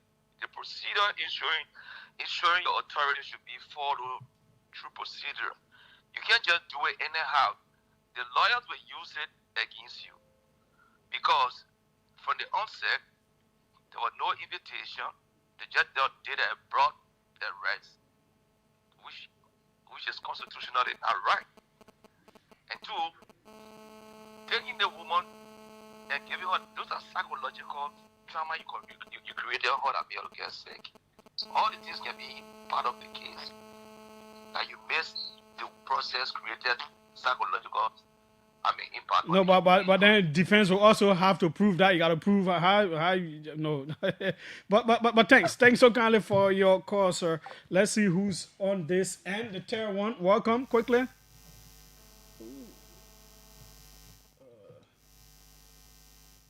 What's happening with this other number? Okay, doesn't look good. Finally, welcome. Julius. Yes, go ahead. How you doing, man? I'm fine, yo. What's your name? Where are you calling from? This is your speaking Kamali Best. The fight against the drugs in Liberia is an international fight. People looking at it to be a local fight. It's an international fight because Liberia now played a major role when it comes to the international UN security. So this fight is not political. Let us look at it that way. And secondly, I want to know those guys that were assigned with the dark president as PRP protection. What are they saying? Because for the PRP, for the former PRP to be under the EPS protection, that is, they must monitor some of our activities. So these are areas that government is going to be very critical. Lastly, if the government loses the case, there will be a big slap in the face of the executive. So they should do everything possible to provide evidence so that this case will not be counter on that side. Okay, thanks so kindly. People say, ignorance of the law is not. No, that's not ignorance of law here. In this one where someone doing a criminal thing, you can. There are different legal things that apply to these kinds of things. But let's go across the table. We have with us the Reverend Dr. J. Luther Tappet. Welcome, sir. Thank you very much. With your very is this a brand new PhD? It is, right? Yes. I am back. You just bring the mic up some more to your so that it matches your height. Yeah. Okay. Tell us a bit about you. To try to motivate people out there, young people, older people, and all of that. You are an aged man. You still went to school to do PhD and all of that. So tell us a bit about joining.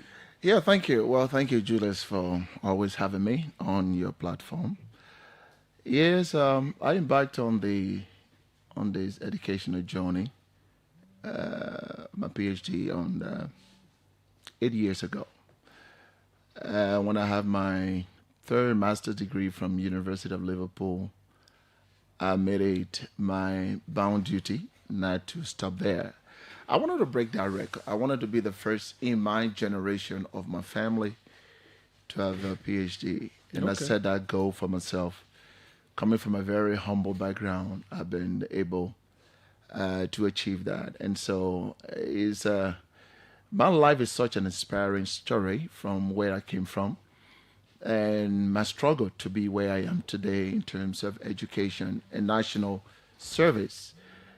I felt I needed to complete that. I nearly dropped out of my PhD program when my house got burnt, 2022. But I still summoned the courage. My professor gave me the advice. He said, Luther, you can't stop. You have to keep going. And I'm glad he did. But why did it take you 8 years?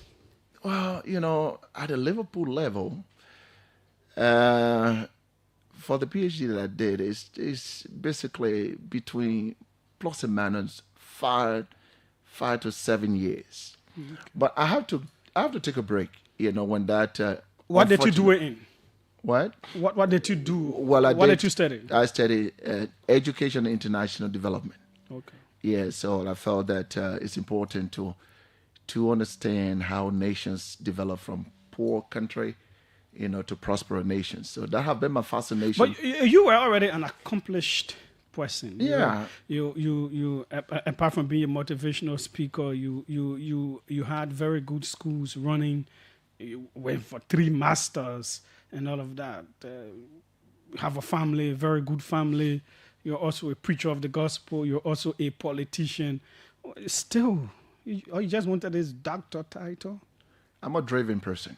When I set my goals and I said, this is what I want to get, Julius, I go for it. I go for it. I work towards it. It's very demanding, and I can tell you, running the campaign and being in school in the night. Right now, I've not still adjusted in my sleeping pattern because after campaign, I have to be up. And usually I go to bed by 4:30 in the morning and wake up and then get things done. So I set for myself goals that I wanted to achieve. And finally, I did that. I'm grateful to God and the support of my beautiful wife, my family, my children, and everyone who stood with me to achieve this goal. So if Luther can get it done, I believe that other Liberians can set themselves goals and achieve it as well. What was your dissertation around? My dissertation kind of borders on employment issue. I focus on whether what universities are offering today matches with the job in the marketplace. And I wanted to do a finding, especially in Africa. You find most university at the end of the day when students graduate, there are no jobs for the most part. And so I wanted to do an analysis to see whether what is being taught in the classroom matches the job market.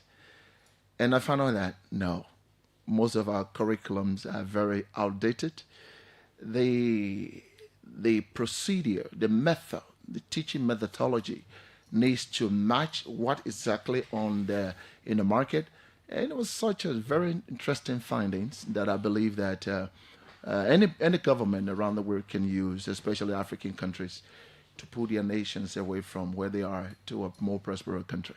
The Reverend Dr. J. Luther Tape right here with us, speaking with us since, for the first time since he earned his PhD, graduating from Liverpool University.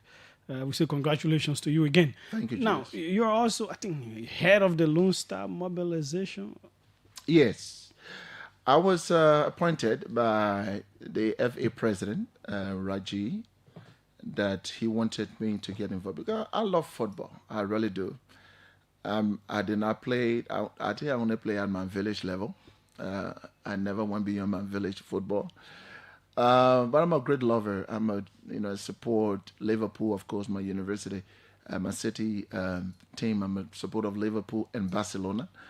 But again, I also see that during the Civil War, Julius, I remember when we were all running away and we see some of our former Lone Star players playing the international scene, and when somebody like George Wiasco, James Dibasco, Kevin, that was a moment of celebration for all of us around the world.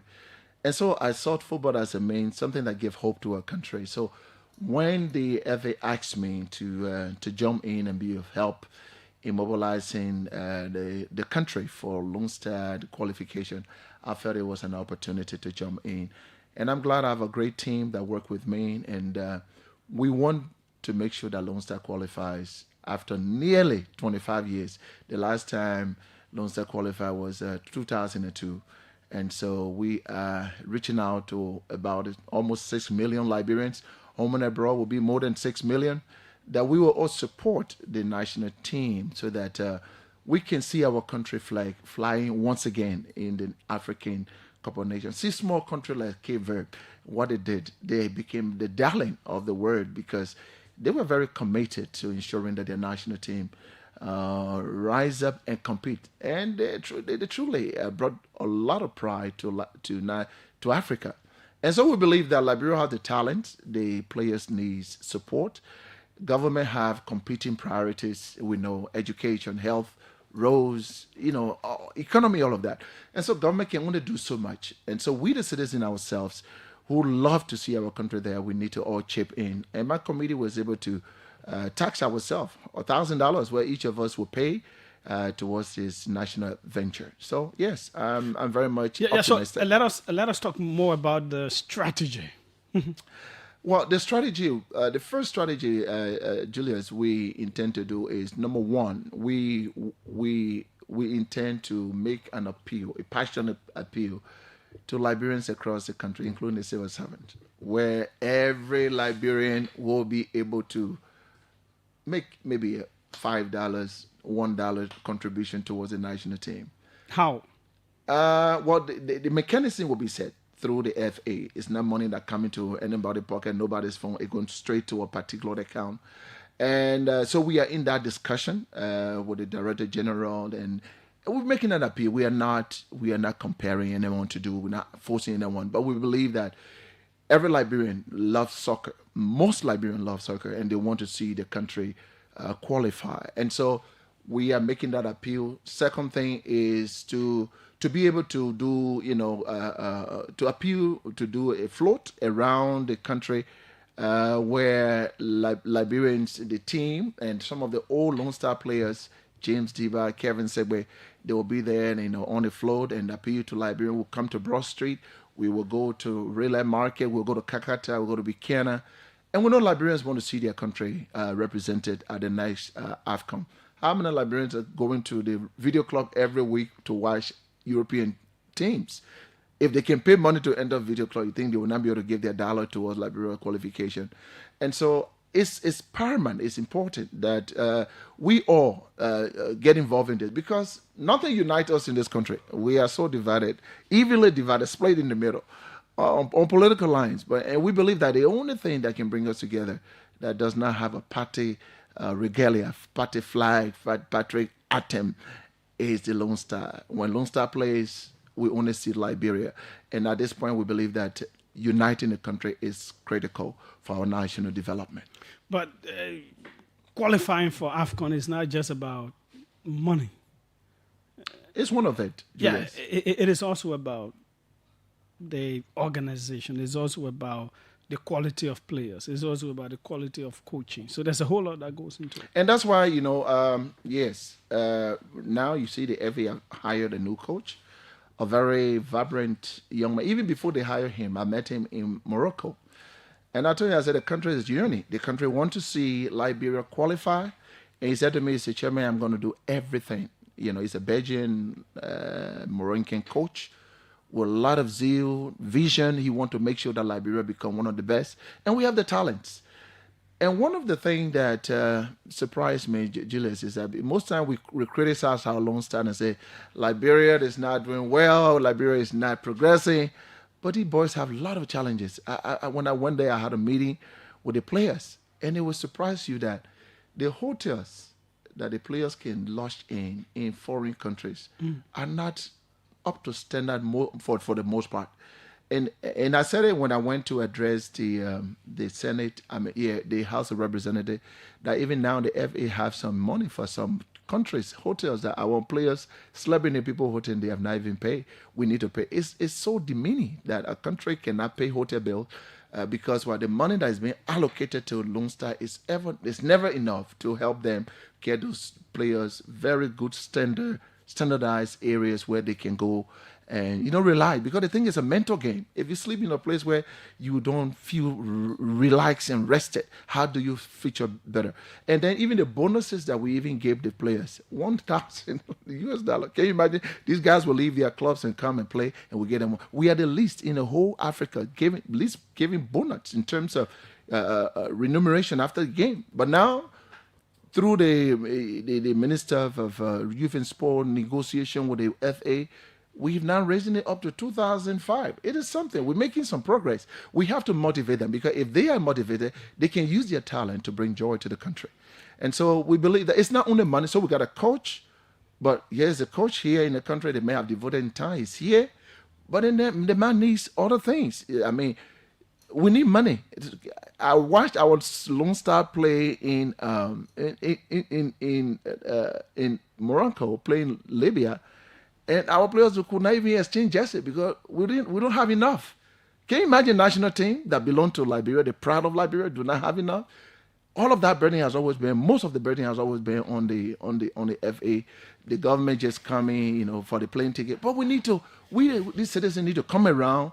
And this time around, the President of the Republic, President Joseph Nyumamboka, is launching a very big dinner. Yeah, I was about to ask that. I saw somewhere that he was getting involved. Oh, yeah, he is. As what? The chief patron of sports. He's the chief patron of sports, by the virtue of his position in the country. And of course, he's a man who believes that the country should be united. And there's nothing that can bring us together than the national team. So on the 11th of September, the president is going to call on Liberians, on businesses, on companies to come and lend financial support to the national team. And I am very optimistic with what I'm seeing, the momentum, the president's heart, the government ready to stand behind the national team, the new coach, his tactics, and even the young people themselves. They're saying that when we get the needed support from Liberia, we can bet our lives that we are going to qualify. And so when we do our part as a country, Julius, the boys will qualify, and we'll all be happy that Liberia flag will be flying once again at the AFCON competition. Socioculturally, some form of politics, especially from the previous administration to now, has infiltrated the whole Lone Star thing. People who refer to it as CDC Lone Star now, they say Rescue Lone Star, and all those kinds of things. And it is like when certain people are not in power, they don't wish the Lone Star to do well because it will give glory to those in power. That kind of syndrome seems to be. Have you noticed it? And if so, how does your group?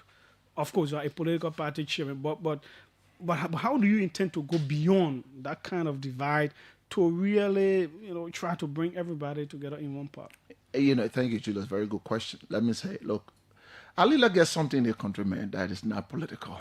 Okay, everything we politicize it. I think the national team is a platform that we should all use and bring together. This is not about any government getting glory here and there. We as a nation have a national pride. We have a joy to express on the international scene. And who can give it to us?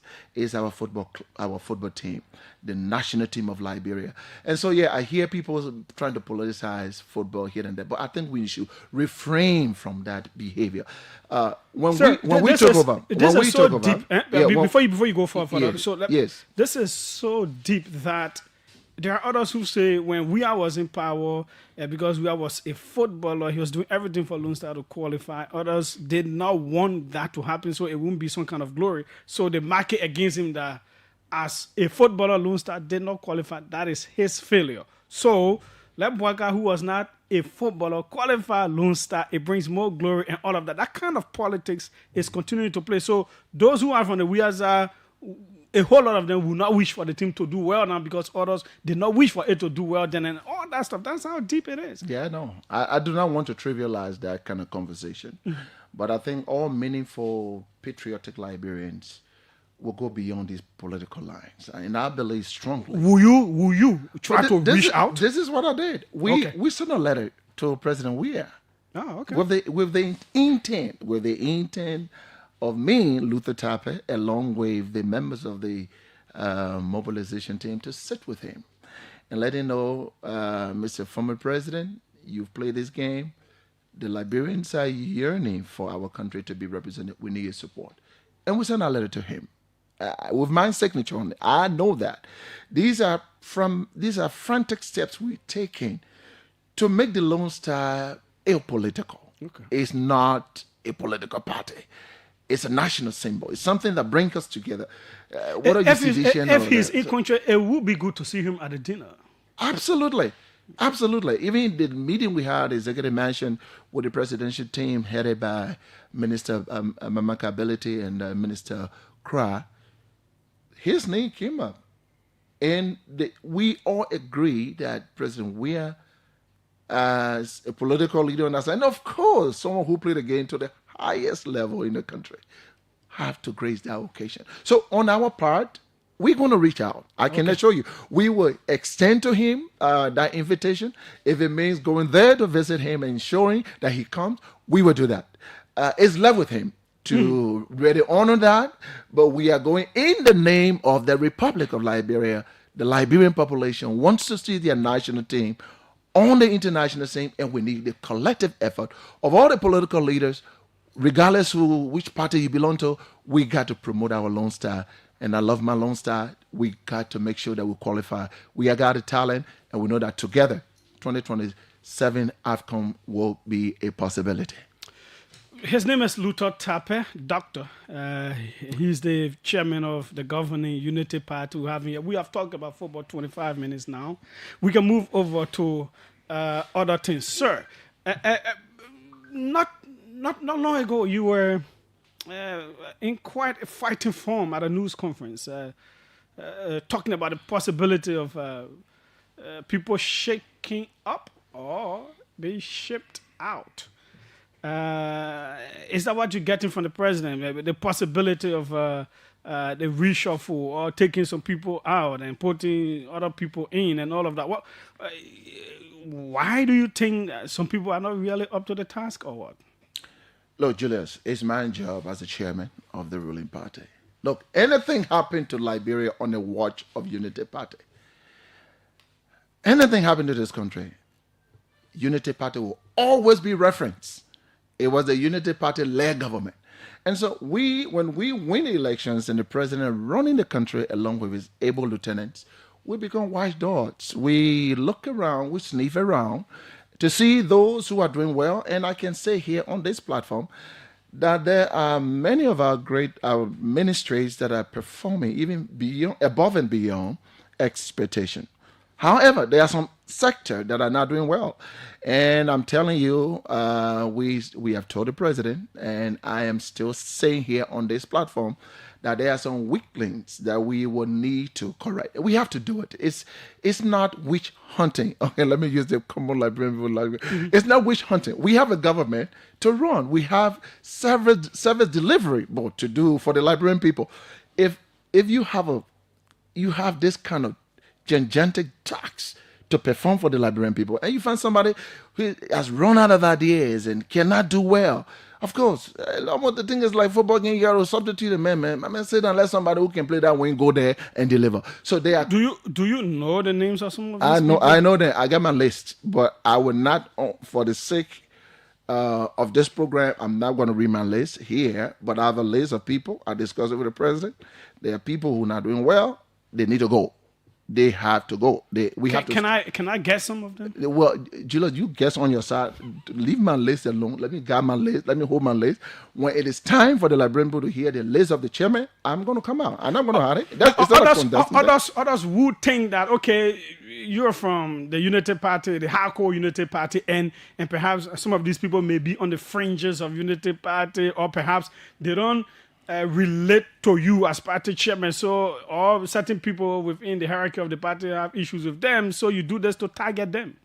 Well, they are free to interpret, but I'm going to do what is right for the Unity Party because I'm the chairman.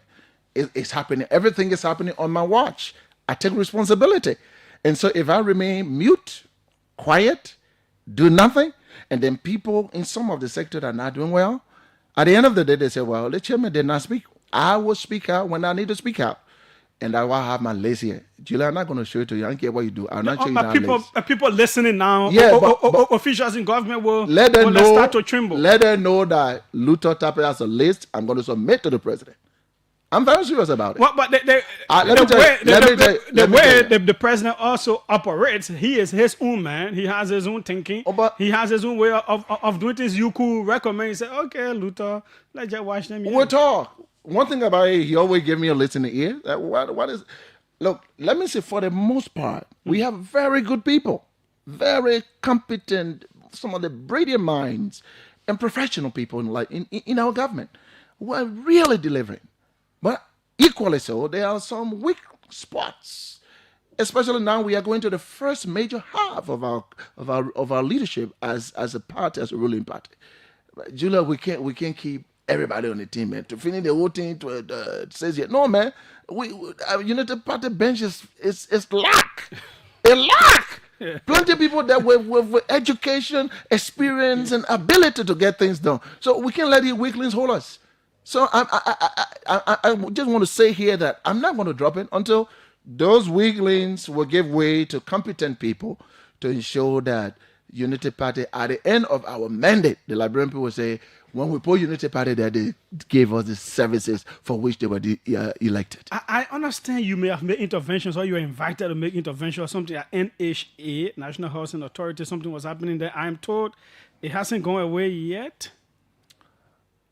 Well, not to my knowledge. I knew I was there a few days ago. Did you resolve what was happening? Yes, I thought I did, but I've not gotten any. If there's a feedback, maybe I'm going to get it. But I got a note of commendation from the leadership. What was the issue? Even from administrative issues, and I don't want to discuss all of that because, again, from where I sit in my profession, I can kind of settle issue, then I come on public radio and start telling people again, this is what you do. No, I don't do that. But then so I know, so I have brought it up. So and I know. So let's move on. No, and the public deserves to know that you made intervention. I made intervention. I'm glad you did that. I didn't tell you. I went there, and the issues, we tried to dive into it.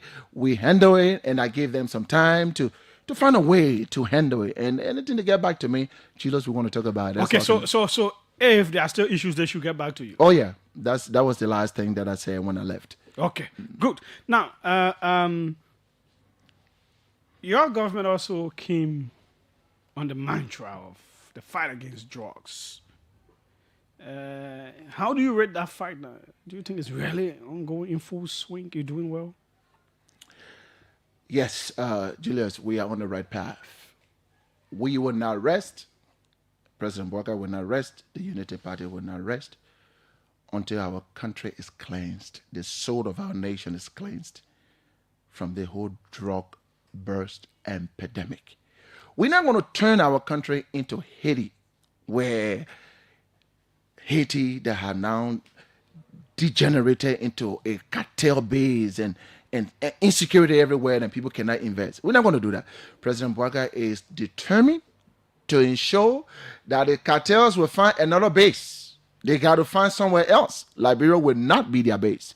And so I will commend the president. I will commend the security apparatus for their professional fight against this drug. Julius, this is not a political fight. It's an image issue that we're dealing with here. If a nation have an image issue of instability in terms of civil war, and the nation have an issue of drug situation, guess what? Investment will not come in. Development will not be advanced. We have to fight it. Look, Julius, I was on my way to Singapore. Let me just share this with you. Oh, Singapore. That's one of my favorite countries. My first time when I went to Singapore 2007. I was there this year. When you are flying into the airspace of Singapore, the pilot, before they start descending, you hear the pilot say, "Oh, well, we are about to enter the airspace. We'll be landing. We'll soon be descending." But I'm kindly asking you to check your pocket. If you have any drugs, please put that in the bathroom, and just go in the bathroom and give it there. But if you enter the people country with drugs, you will be killed. Julia, in my whole life, I even know how drug looking. I got to stand up, check my wallet, check my computer bag to see what. What else? Someone I've dropped never something there. yes, because they don't joke. Singapore Link Kwanshu knew that when a country is infested, its soul is infested with drugs, it damages the future of the young people. It discouraged investment. It gave the country a bad image for international recognition, international advancement, international accomplishment. And so he made it Singapore #1 law. I started checking my pocket. I said, God, this thing here, because the man said, if you go over there with drugs, they will kill you. It is that serious. Not today. Look at a country that have no resources, no gold, no diamond. Julius is the country with the highest number of millionaires in the world right now, because they invest in the people through education, through technology. They got no resources. They cleanse the country through strong security network. There is no draw in that country. Why? Because the leadership put their feet down.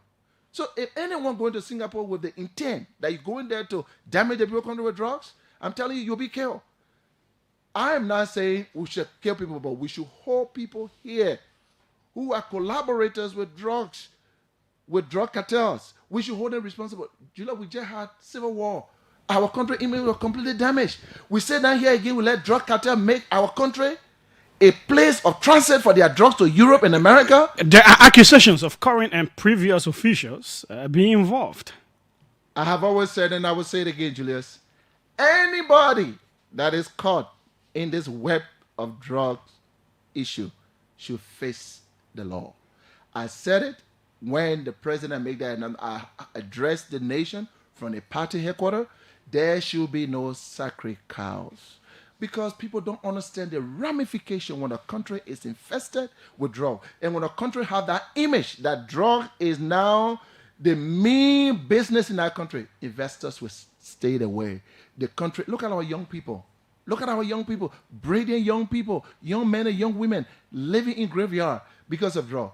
Who want to see their citizens? What's the future of a country like that? So this drug issue, Julius, is not a political thing. I'm so sorry that people politicize everything, but President Bouaka and the Unity Party are very determined. Remember, in our agenda to liberate people, we say arrest agenda, rule of law. Those who are found culpable to ensure that our country is infested with drugs, they will face the weight of law, the root of law, because we cannot hand this country over to a generation of people who are completely intoxicated, who are completely drowned with drugs infested in their blood and their system. How would they make sound decisions for Liberia to compete on the global stage? So there's not politics.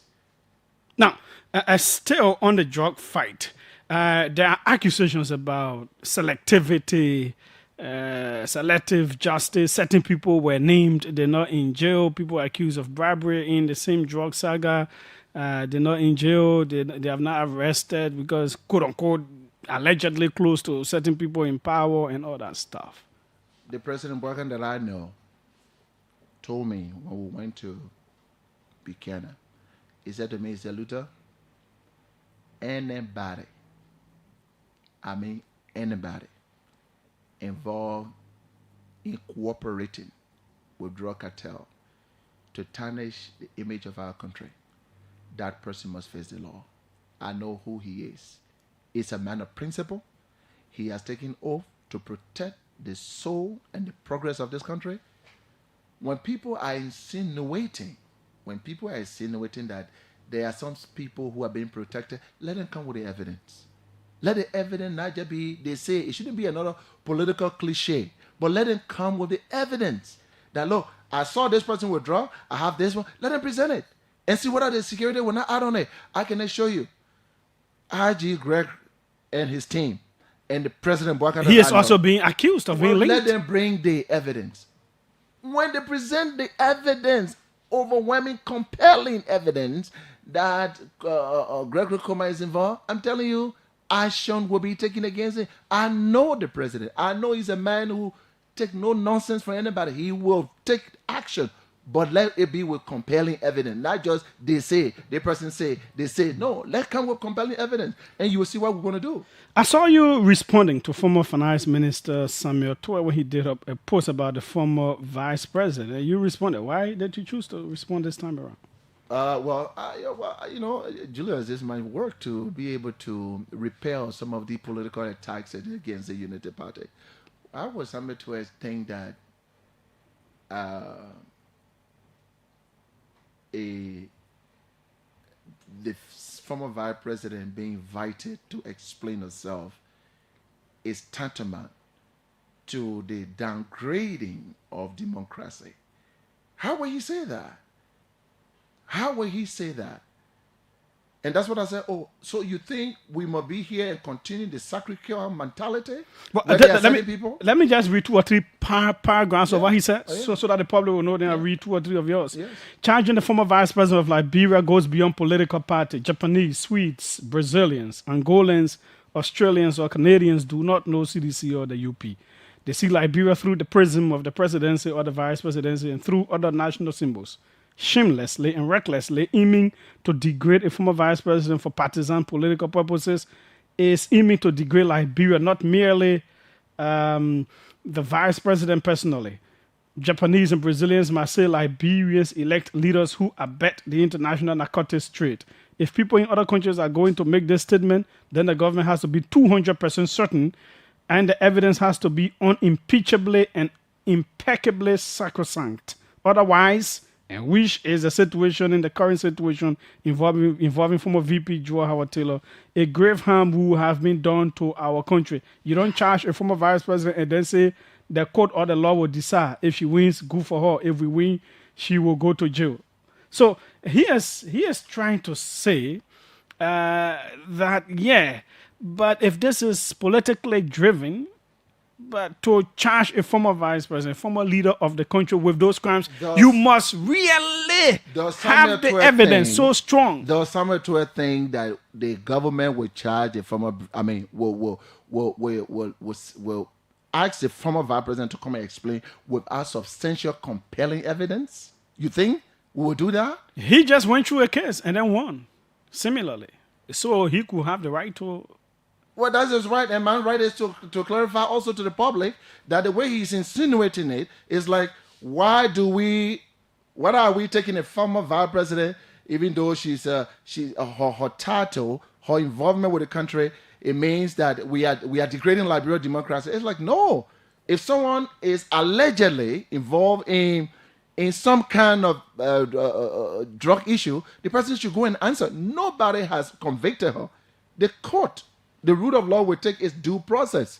But to insinuate, to interpret that this action, after the government believe that they have a compelling evidence, which I have not seen, of course, I think the people should give the government benefit of that. You think President Bwaka and the security apparatus will just wake up one morning and just say, okay, we don't like Joel, let her go and arrest. We don't do that. We don't wish on anybody. Have you seen any political person being hunted down or imprisoned? No, we don't do that. But if this whole thing is leading, and for some reason they have some stages of evidence along the way where she had to answer, of course, what do you expect the government to do? Is it because you were former vice president? Then what happened to the ordinary men that are selling the drug outside? We should not use the political cloud to deviate from the rule of law. We have to understand that nobody is above the law. Inasmuch as we are all very, very surprised of this, let it be known to Liberians that this Unity Party government, going forward, nobody's going to be shielded. If Luther Taba needs to face the law for whatever alleged crime, I will go. Anybody. So that we can set the precedent. That's one of the problems in our country, Julius. Nobody's wish hunting anybody. We keep saying that, look, everybody is under the law. The Lord is supreme. The Lord of the land is supreme. Everybody. That's why the president of every republic will always swear to withhold the laws of the country, because that is the social contract of the nation. If you trivialize it, then what happened? You are breaking the social contract. People will not be able to fall in line and follow the republic agenda.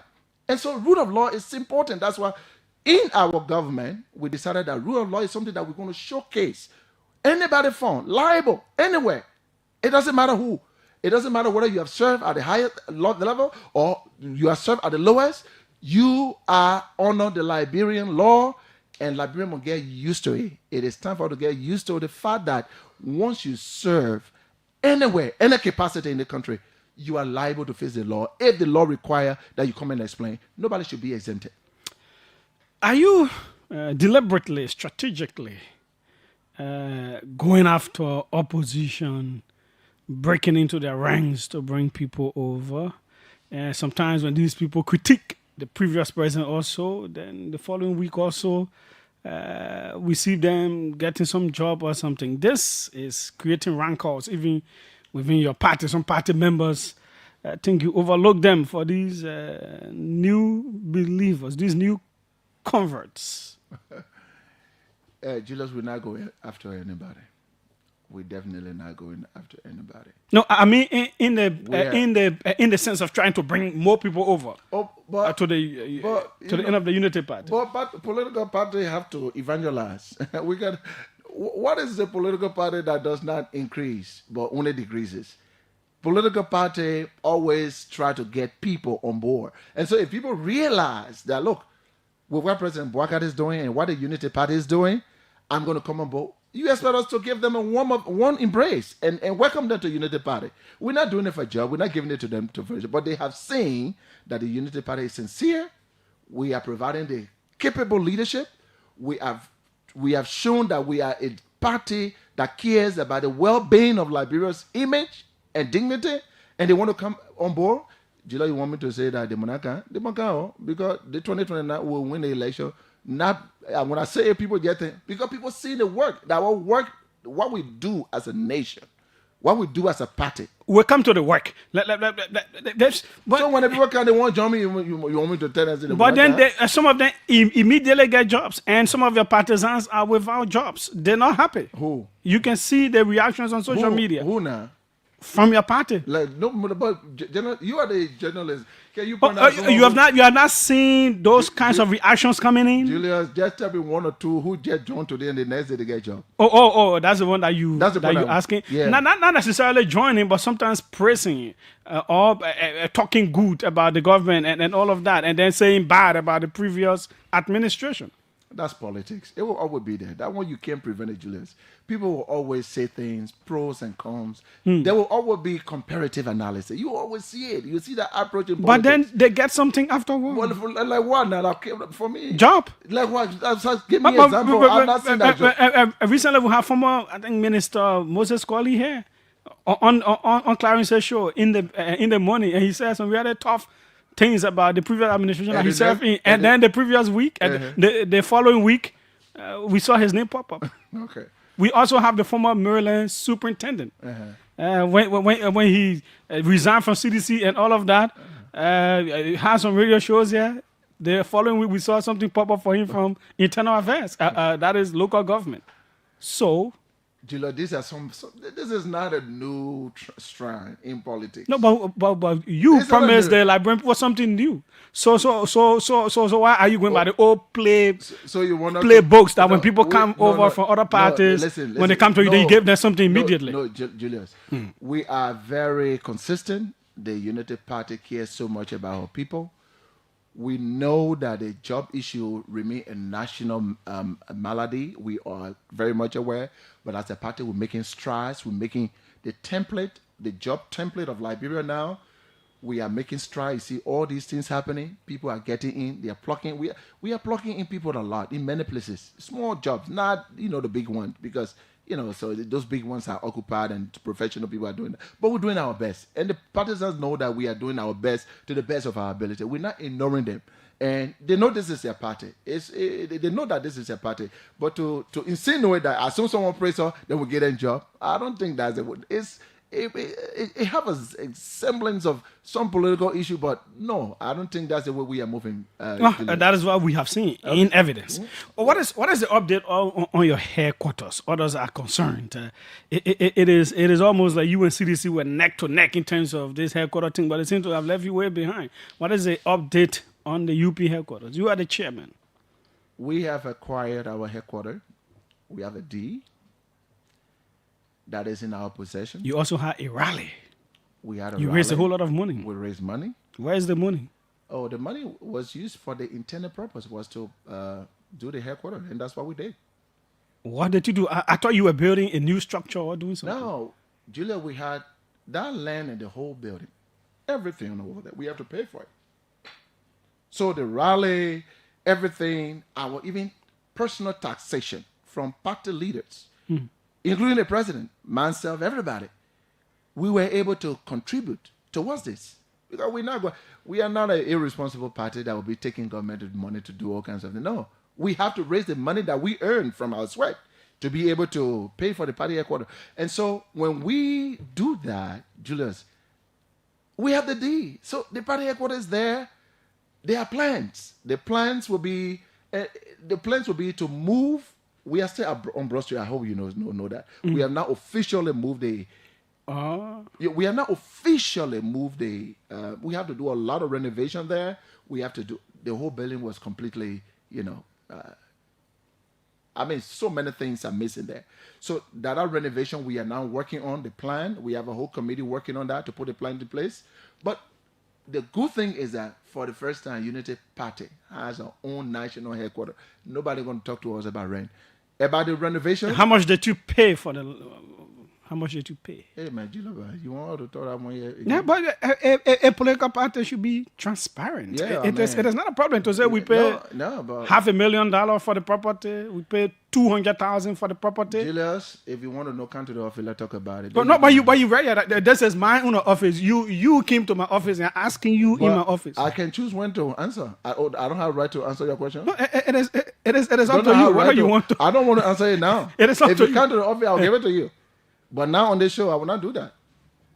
It's a public document. Is there any fear? No fear. Do you make your financial reports to the National Elections Commission because it is required of all political parties? By the way, on Thursday, the National Election Commission is coming to the Unity Party headquarters to examine, to see, to see all the threshold, the benchmarks of what political parties you have. We are prepared for them on Thursday as the National Election Commission, as one of the political institutions, to come and look at what we have. And for the most part, we rather much in the. But Chairman, you are the governing party. You set the pace. It would be so good to tell the public we pay $200,000 for our property. July, if I buy my share, I won't tell you openly on radio, but I will say come for the receipt. And I ain't saying anything. Okay. When do you want me to come to the headquarters? Come there next week, Thursday. Come for it. Why wait next week? Mama, you want to feel my schedule? You're just making that demand here right now. And I'm saying the best and I will have it. That's when. Okay. Yeah. Next week, Thursday. I hope I will remember. Please, folks. Next week, Thursday, we'll be able to know. Now, when I open the lines, I'll deliberately open one line for Unity Partisans. I want them to speak to you and all of that. So let us talk about the achievements of the government. What are the streams so far? A lot, Julius. You and I from the Southeast. That Southeast corridor was so much impossible.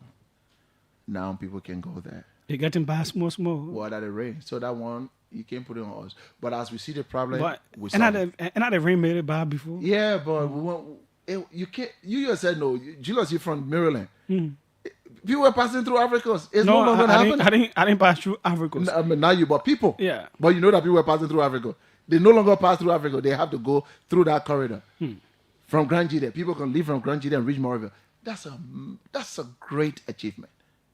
When people are able to move their goods and services, that's economy working to the highest degree. So that's a major achievement we can't take away from the government.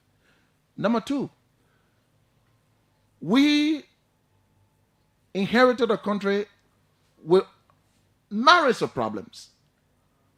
When you're a leader, you don't complain about problems, you solve them. The gasoline used to be scarce under the previous government at some point. I remember I was not in the country. I was away and people could not even find gas. Which day have you seen gasoline? Even in the midst of the Iran-America war, that you have seen gasoline not there. No. We see gasoline stable. We see available. We see gasoline everywhere. No one is complaining. It's a sound leadership right there. What's about electricity? The level at which the electricity is stable. People who bring generator in the country now, they losing because they got to found another business. The MD well, and his team, during the dry season, getting better. it was terrible. Hey, the place I bought Julius. the generator from, all the generators that were there finished. Julius, during the dry season. You know you are a journalist, and you one thing I like about you, you are very straightforward and you are very objective. You know comparatively, the LEC doing on our watch is by far better. What's about public servants pay? Public servants can even eat their money now before more end. Go and ask in the public sector. But that is how it should be. Is there something for you to boast of, sir? But why shouldn't we? When it was not done the right way in time past. Of course, it's an achievement. When you say, "Don't pay my money, you get my money," and someone can't give it on time. It's not an achievement, Julius.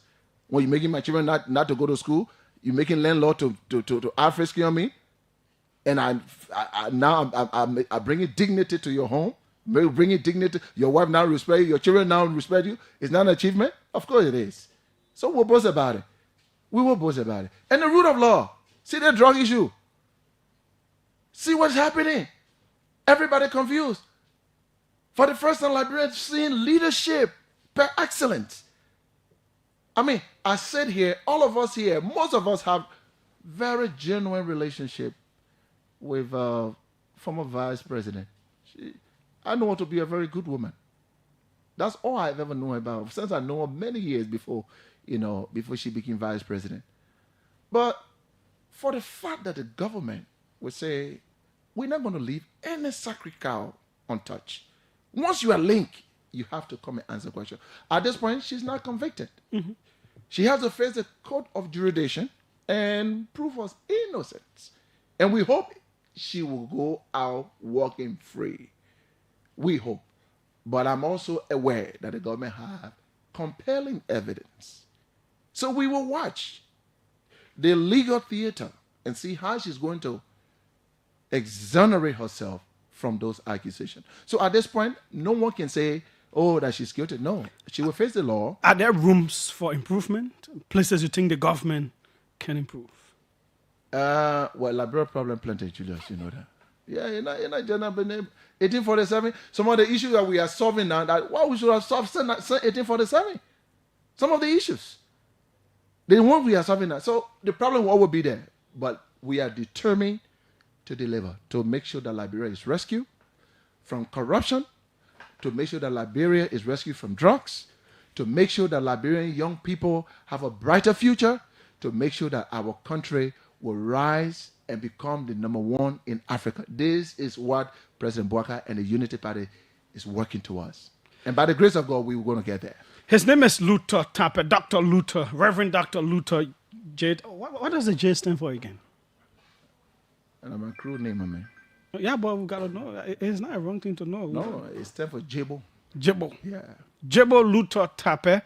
He's right here. So I will give one line to Unity partisans and supporters of the government. The reason is I want you to speak to your chairman as well, your concerns and everything else, and everybody else will use one line as well. I'm deliberately doing that because sometimes it's good for the leaders to hear from their own people too. If you think some people in government, you got to add their names to the list, and all that stuff.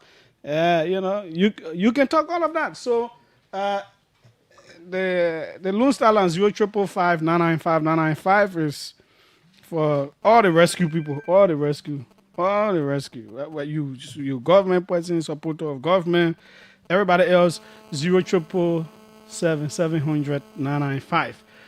So that's why it is. Let's start from this our international line. This person is from the U.S. Welcome. Let's hear you. Hey, Julia, this is Zazaf. Thank you for taking my call. How you doing? I'm fine. Where are you calling from in the U.S.? I'm calling you from Rhode Island. Thank you for picking up. Mm-hmm. So, Julius, I did a research on Liberia from 2006 to 2026, 20 years. And all the agencies that are contacted, 16 agencies, say Liberia hasn't improved on rule of law. For the past 2 years, this government has scored 0.44, because according to the agency, for a country to be considered, for a rule of law to be considered a rule of law, it should be at least 1 point and above. We have not hit 1 point. We have been at 117 out of 142 countries for the past 3 years. We have not improved any way.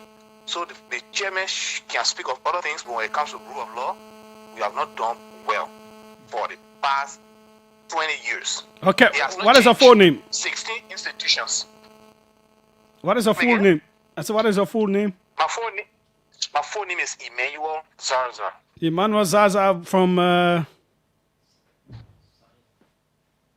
From Rhode Island. Okay, from Rhode Island, the U.S. Thanks so kindly for your call. I want him to jot the concerns down with the names. That's why I asked. Let's take former Representative Akaros Great. Welcome. Let's hear you, sir. Julius, thank you very much. Let me say good evening to the chairman of Unity Party. You know, Julius, I listened to him religiously from start to end, and I'm laughing heavily because I think 12 years of Unity Party-led administration, the chairman was in the country. When I hear him talking about electricity, he needs to go back and read that under the CDC-led administration, more homes were connected to electricity than 12 years under Ellen-led administration. These are public records. We're not arguing here. When you talk about rule of law, one of the callers just spoke it from my mouth. For 3 years in power, the rule of law is devastating. And listen, Mr. Chairman, the Supreme Court has a whole agenda, unquote. Mr. Chairman, you stay in power for 12 years. Look in your arrest agenda, read it. You wrote the number of payrolls that existed in 12 years under your administration and those that existed in 6 years under CDC. Comparatively, in your own arrest agenda, the CDC comparatively did more rules. And in fact, the number of rules that you intend to do under this administration in your very arrest agenda, the CDC payroll will be more than those number of rules that you're talking about. So all that you are doing, you are living upon the foundation of what the CDC built. Okay. Let me conclude quickly, just Julius. Mr. Chairman, I want you to tell the public just the 3 quick questions. One, can you show any senior high school that your government initiated, I'm not saying where you inherited, and you completed in 3 years, any senior high school? Can you show any hospital that your government initiated in 3 years and completed? Hospital, I'm not saying what they met there. Can you show any rule, for example, pave rule, that your government initiated, agreements, everything signed by your government, and you completed within 3 years' time?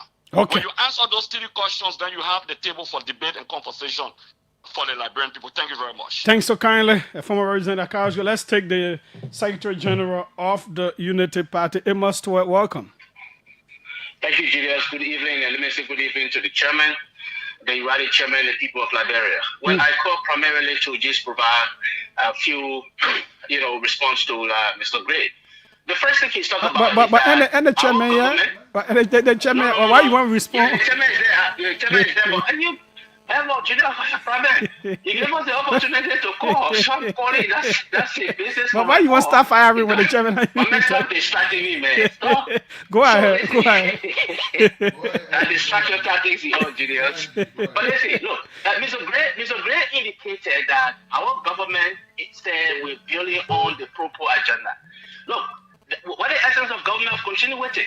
When you read the Pro-Po agenda development, it also said in 2018 that the Pro-Po agenda was building on the previous Unity Party agenda, from RPRS, that is the Eastern Poverty Reduction Strategy, the Poverty Reduction Strategy, and then the Unity Party government's agenda. That's what you build on to develop that Pro-Po agenda, even though we can debate and argue that the Pro-Po agenda did nothing, but you went and put almost 500,000 people back into poverty. The records are there. The Economic Outlook Report, World Bank, clearly indicated that. Now, coming to the rule of law issue, look, Mr. Gray, you can be the one discussing and trying to diminish this government's effort when it comes to the entrenching, deeply the rule of law in the Republic of Liberia. Look, go back right just in the recent when President George Weah attended the NBA, the Nigerian Bar Association's conference in Nigeria. There is a famous Falani, who served as the president for the West Africa Bar Association. They all on social media.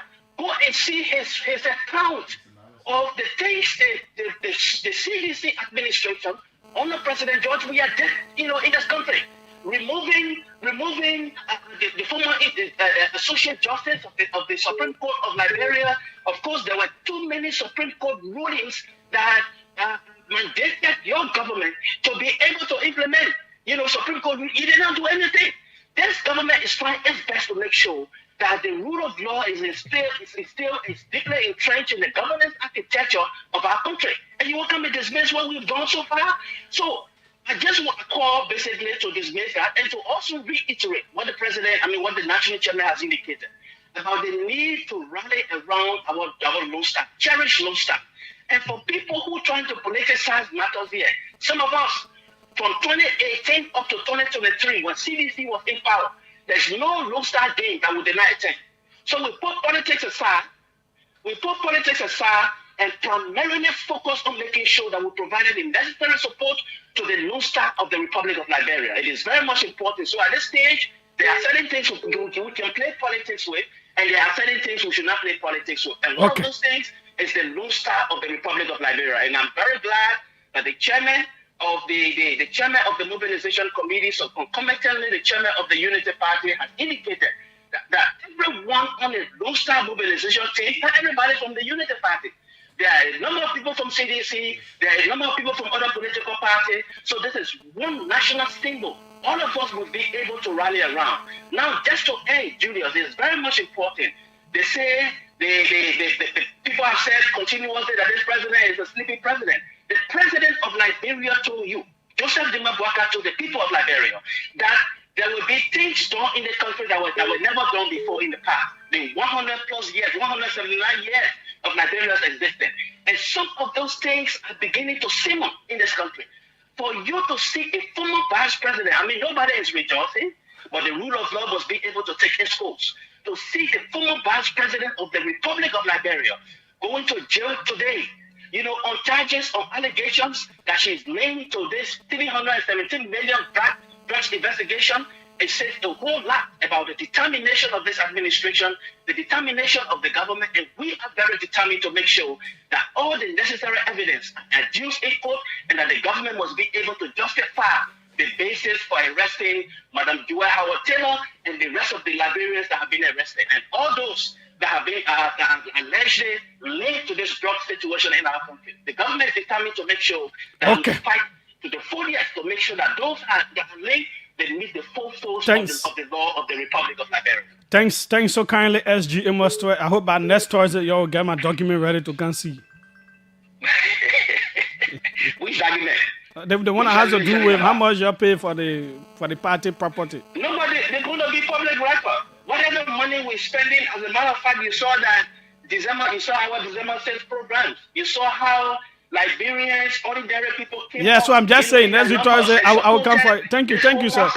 Okay, thanks. The whole process. We'll make the records available. Even when we start the renovation works at the national headquarters of the Unity Party, we will tell you the source of the money. Thanks. And the source of the money are the ordinary partisans of the UP. Thanks so kindly, Amos Toy. Let's come to the Unity Party line. Let's speak with the people out there. Welcome. Let's hear you. Hello. Something doesn't look right here. The boy can't help me with this line. I don't know. I'm not hearing anything. Hello. The person talking, I only hearing the email. Yes, small. But it's not going out. Where is he? What about? Okay, let's come to everybody line. Welcome. Let's hear you. Yeah, good evening, good evening to the national chairman. Mm-hmm.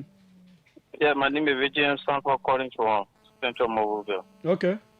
Yeah, I want to appreciate the chairman for his deliberation. I have two concerns. One has to do with the list of some officials who are not performing, non-performing officials. You want to add people to that list? I wish the chairman can speed this up because there are so many people who are undermining our regime and making the regime to appear as though, some of the people who are doing extremely well to undermine their work. So I think the chairman need to. What are their names? So, the chairman, I already told you, you will not call but that you, name. but also, how the chairman will know who you know?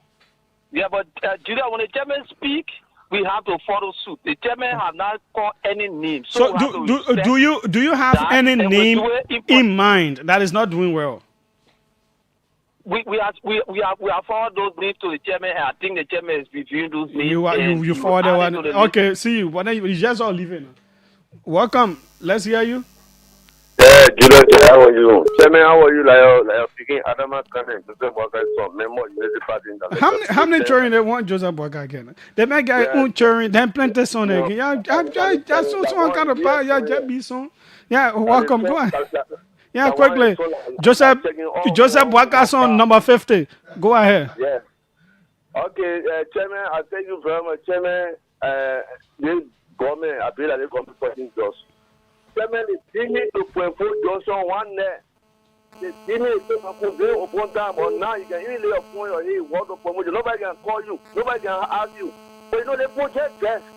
Chairman, they put best. The way the government proceeding, they want for the government to fail, but the government will not fail. I don't want that to be Chairman, so I appreciate so much on the senior Chairman. Chairman, why you saying that what we see, what the government doing, that why you just saying exactly, just saying the thing that you all and all for you, Chairman.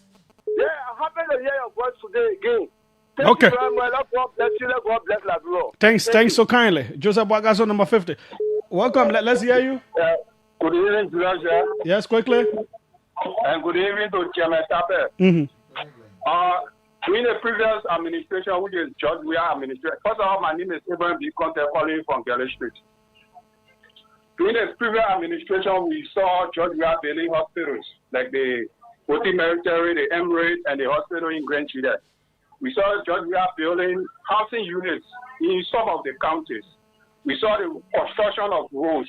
But every time United Party, including their chairman, come to argue about the country's situation, they will say George Weah called the country. Please, Mr. Chairman, explain to all in clear terms how the George Weah called that. Thank you. Okay, thanks. But he did not say it.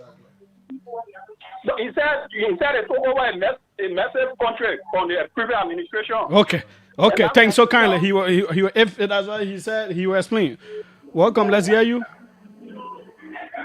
Hello. Yes, from the UP line. Go ahead. Let's hear you.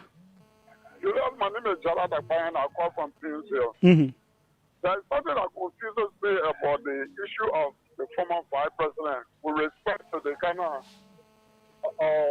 what should I call it, the kind of concern that the CDC people are showing for her. I'm wondering why the listening vice president was suffering under the administration that all of the can we focus on the issues? The other thing doesn't matter in this case. That is before the court. The issue here is that I listened to the MPP chairman, Honorable Joy Malba. I listened to the MPP release. All they are saying condemning the government and asking the government to give the former vice president a speedy and free trial. They are speaking like lawyers. But those are who are not lawyers. Let us not start to pollute the things. Okay. Thanks so kindly. Let's go overseas. Welcome. Let's hear you. Good afternoon, Julius Frank Gibson. Julius, call for London. But my man, I can understand they are sabbatical.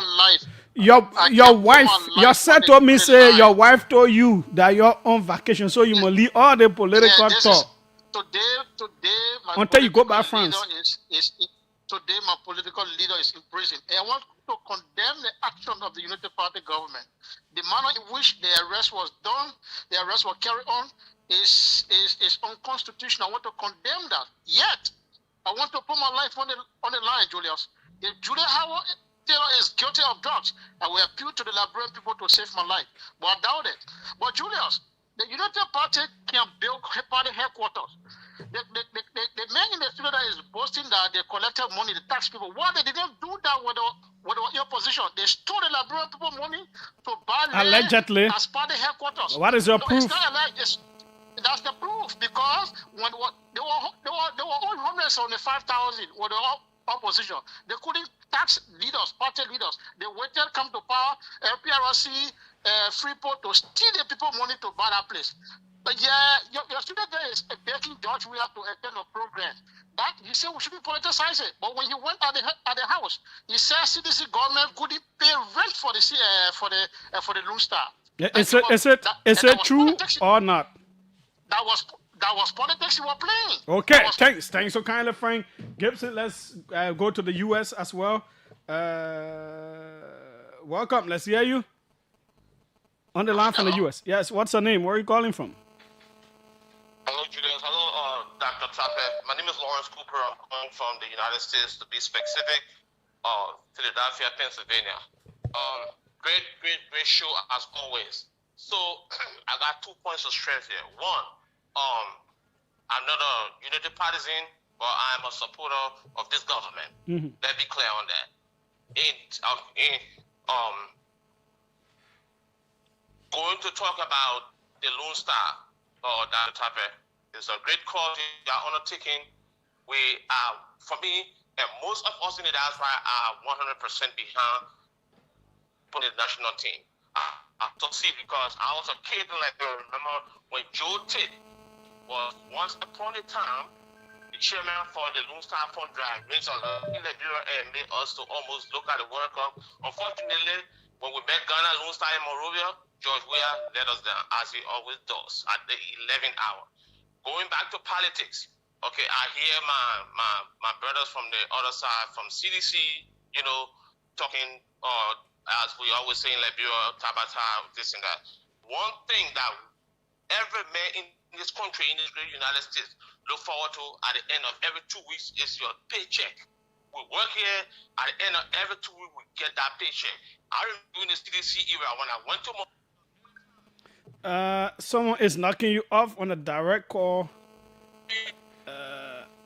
Responsible men, women. Hello, Julius. I'm saying. Yeah. Quickly, you got your end now. Got to take it up with the time is almost out. Someone is knocking you off on the main line. Let's take this other caller from the U.S. and we'll come back. Local, welcome. Let's hear you. Thank you, Julius. I'm Julius from North Carolina. Go ahead. Just a couple things I want to point out about the consistent deception on the part of most politicians in Liberia. And Luther Tappe literally stand at the very top of it. When Luther Tappe and the UD won the election, normally we are taught to remember that leaders eat last. Luther Tappe took an entire group to protest at his political leader house. He was concerned about those young people who are graduating from colleges. He was not concerned about those unemployed young people in the country, even in his own political party. It was not much of a concern to this brother. He spoke about what he would get in his pocket and how he would enrich himself to take of the sourcing. They would take over the market in the current situation and pretend as though they are governing any better than the other government have done.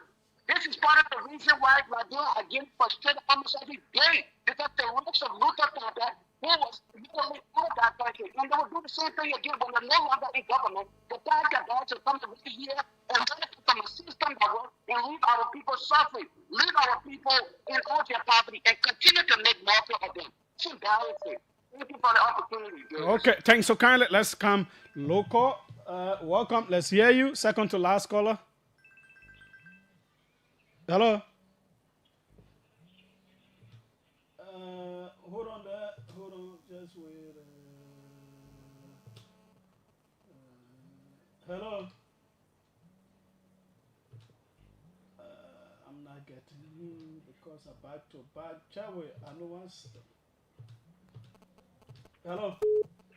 Hello, Julius. Yes, quickly. Go ahead. Okay, so thank you, man. I think so well. Julius? Yeah, quickly. 30 seconds. Okay, 30 seconds. Thank you. Let me appreciate the dynamic chairman for ably explaining about the unfolding that the government is carrying on. And Julius, to be frank, quickly, just to tell you that indeed this country is progressing under the leadership of Ambassador Joseph Buaga, then the leadership of Ambassador Weir. Yeah. To be frank, Liberia right now has been placed among the committee of nations. Can I speak it? Oh, so and so before it was not among the committee, it was outside.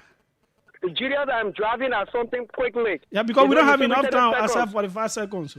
Yeah. Yeah, okay, thank you. So what I'm trying to put across to you is that Liberia is now sitting on the UN seat. Can you imagine a Security Council seat?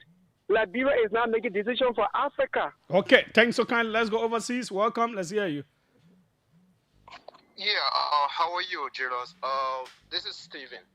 Stephen who? Calling from where? Join my voice to the Stephen who? in, I'm Stephen Conway. Calling from where?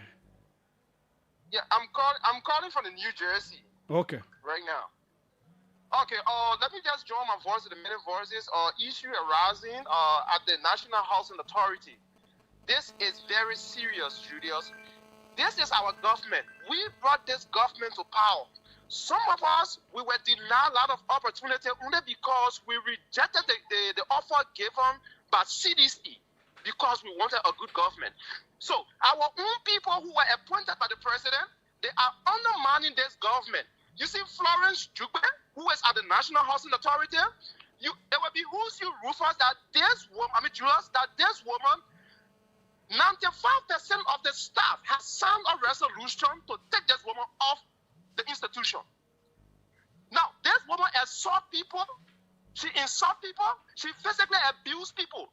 Right now, the chairman who is in studio right now can give you and bear witness to that. Okay. And this woman is not only doing that at the National Housing Authority. She's now reselling land. People who claim land for the sister community, she's reselling it. Allegedly. Okay. Yeah, allegedly she's reselling land, and we have all of the Thanks so kindly, because after I'll go back to him, he has 5 minutes to respond. Akaros is asking if you or Amos Stewart could sit with him in a debate on these issues. Yeah, we'll come back to you, sir. The fellow from, as in Zizi, I think Zizi should be able to retract his statement when he said that this government is not taking rule of law serious. How can a government that is not taking rule of law serious when president is firing people for being involved in drugs issue and former vice president is now being dragged to the court to answer whatever allegation levied against her? So I don't want to waste my time behind people who see tangible efforts the government applying and yet they choose to be blind towards those actions. I'm not going to waste my energy on that. On Akaros Gray, look, Akaros Gray is grading United Party when we have not even reached complete 3 years. They serve 6 years, and we are just almost 2.5. Almost January next year, 22nd will make us exactly 3. So we are in first half. They finished their second half already. So let Akaros Gray call after we have finished 6 years. Then we can do the comparative analysis to see whether. No, guys, we can still compare the 3 years. But the fact of the matter is that the gains that we have made are just overwhelming. They are just moving in the right direction. If you want to debate, no, I'm the national chairman. I will not debate with him. I will send somebody to debate with him, not the national chairman of the party. I'm not going to do that. So it is the CDC chairman that you debate with. That's the guy I want to debate, not Akaros Gray. Okay. So you must send one of your former representatives too. Yes, no problem. Okay. Number 5, the guy with the list. Yes, I'm very serious about it. I am not joking. This is not a mere threat. Those who are not doing well, we're going to ensure that the president will change them. We will do that because it's a party name that is at stake. On the guy from who say, well, how did Joya support the country? Look, my brother, if Joya not support the country, what if Labrambo voting out? Where you now see where ruling party doing very well and the people decide to vote you out? Come on, man. That thing that just common sense. Once a ruling party lost election, it means that you are not doing the right thing. So enough from my more you hear that Liberian people say you are not doing well, they need to change your government. So you go and read your history and see why you should be reflecting on why you didn't do well. Why did the Liberian people vote you out instead of asking why you're saying Liberian people? I mean, you say Joby has spoiled the country. In that for the country, he lost election. Answer that question for me, my brother. Then Charles Gibson, you leave Charles Gibson alone. Let Gibson be in Europe there. The day you're ready for no, he's Frank Gibson. Frank Gibson. When you're ready to do, we are tired with people who talk. Let Frank Gibson come and show his love for Liberia by doing something tangible in Liberia here. The guy who said Luther Tappe is a deceiving politician. Well, we are in that space, so they want to call it all kinds of things. Julius, I did not protest for a job. I have been self-employed. I work I'm an internet. I employ myself. I don't need government job to live. In fact, I employ people. And this guy in America who's saying, "Oh, Luther Tappe is my man. If you call yourself real Liberian, bring job here. Your friend in Nigeria, other places, they bring company to that. Stop saying that in America there and talking all kind of crap, and you think you love the country more. I got people that I employ, I pay on a daily basis before I got into politics. So you want to show your Liberianness, come and bring a company here and employ Liberian, then we can know you love the country. You're sitting around and making all kinds of talk about people not doing. We're not here for it. We're going to change this country. Unity Party and the Joseph Boakai Newman government will change this country. Whether you like it or not, you'll get used to it. It's a new day. Whether you like it or not, get used to it. It is a new day. His name is Reverend Dr. Luther J. Tappe. My name is Julius J. Tomorrow we'll be here. Senator Edwin Snow will be our guest. We're out.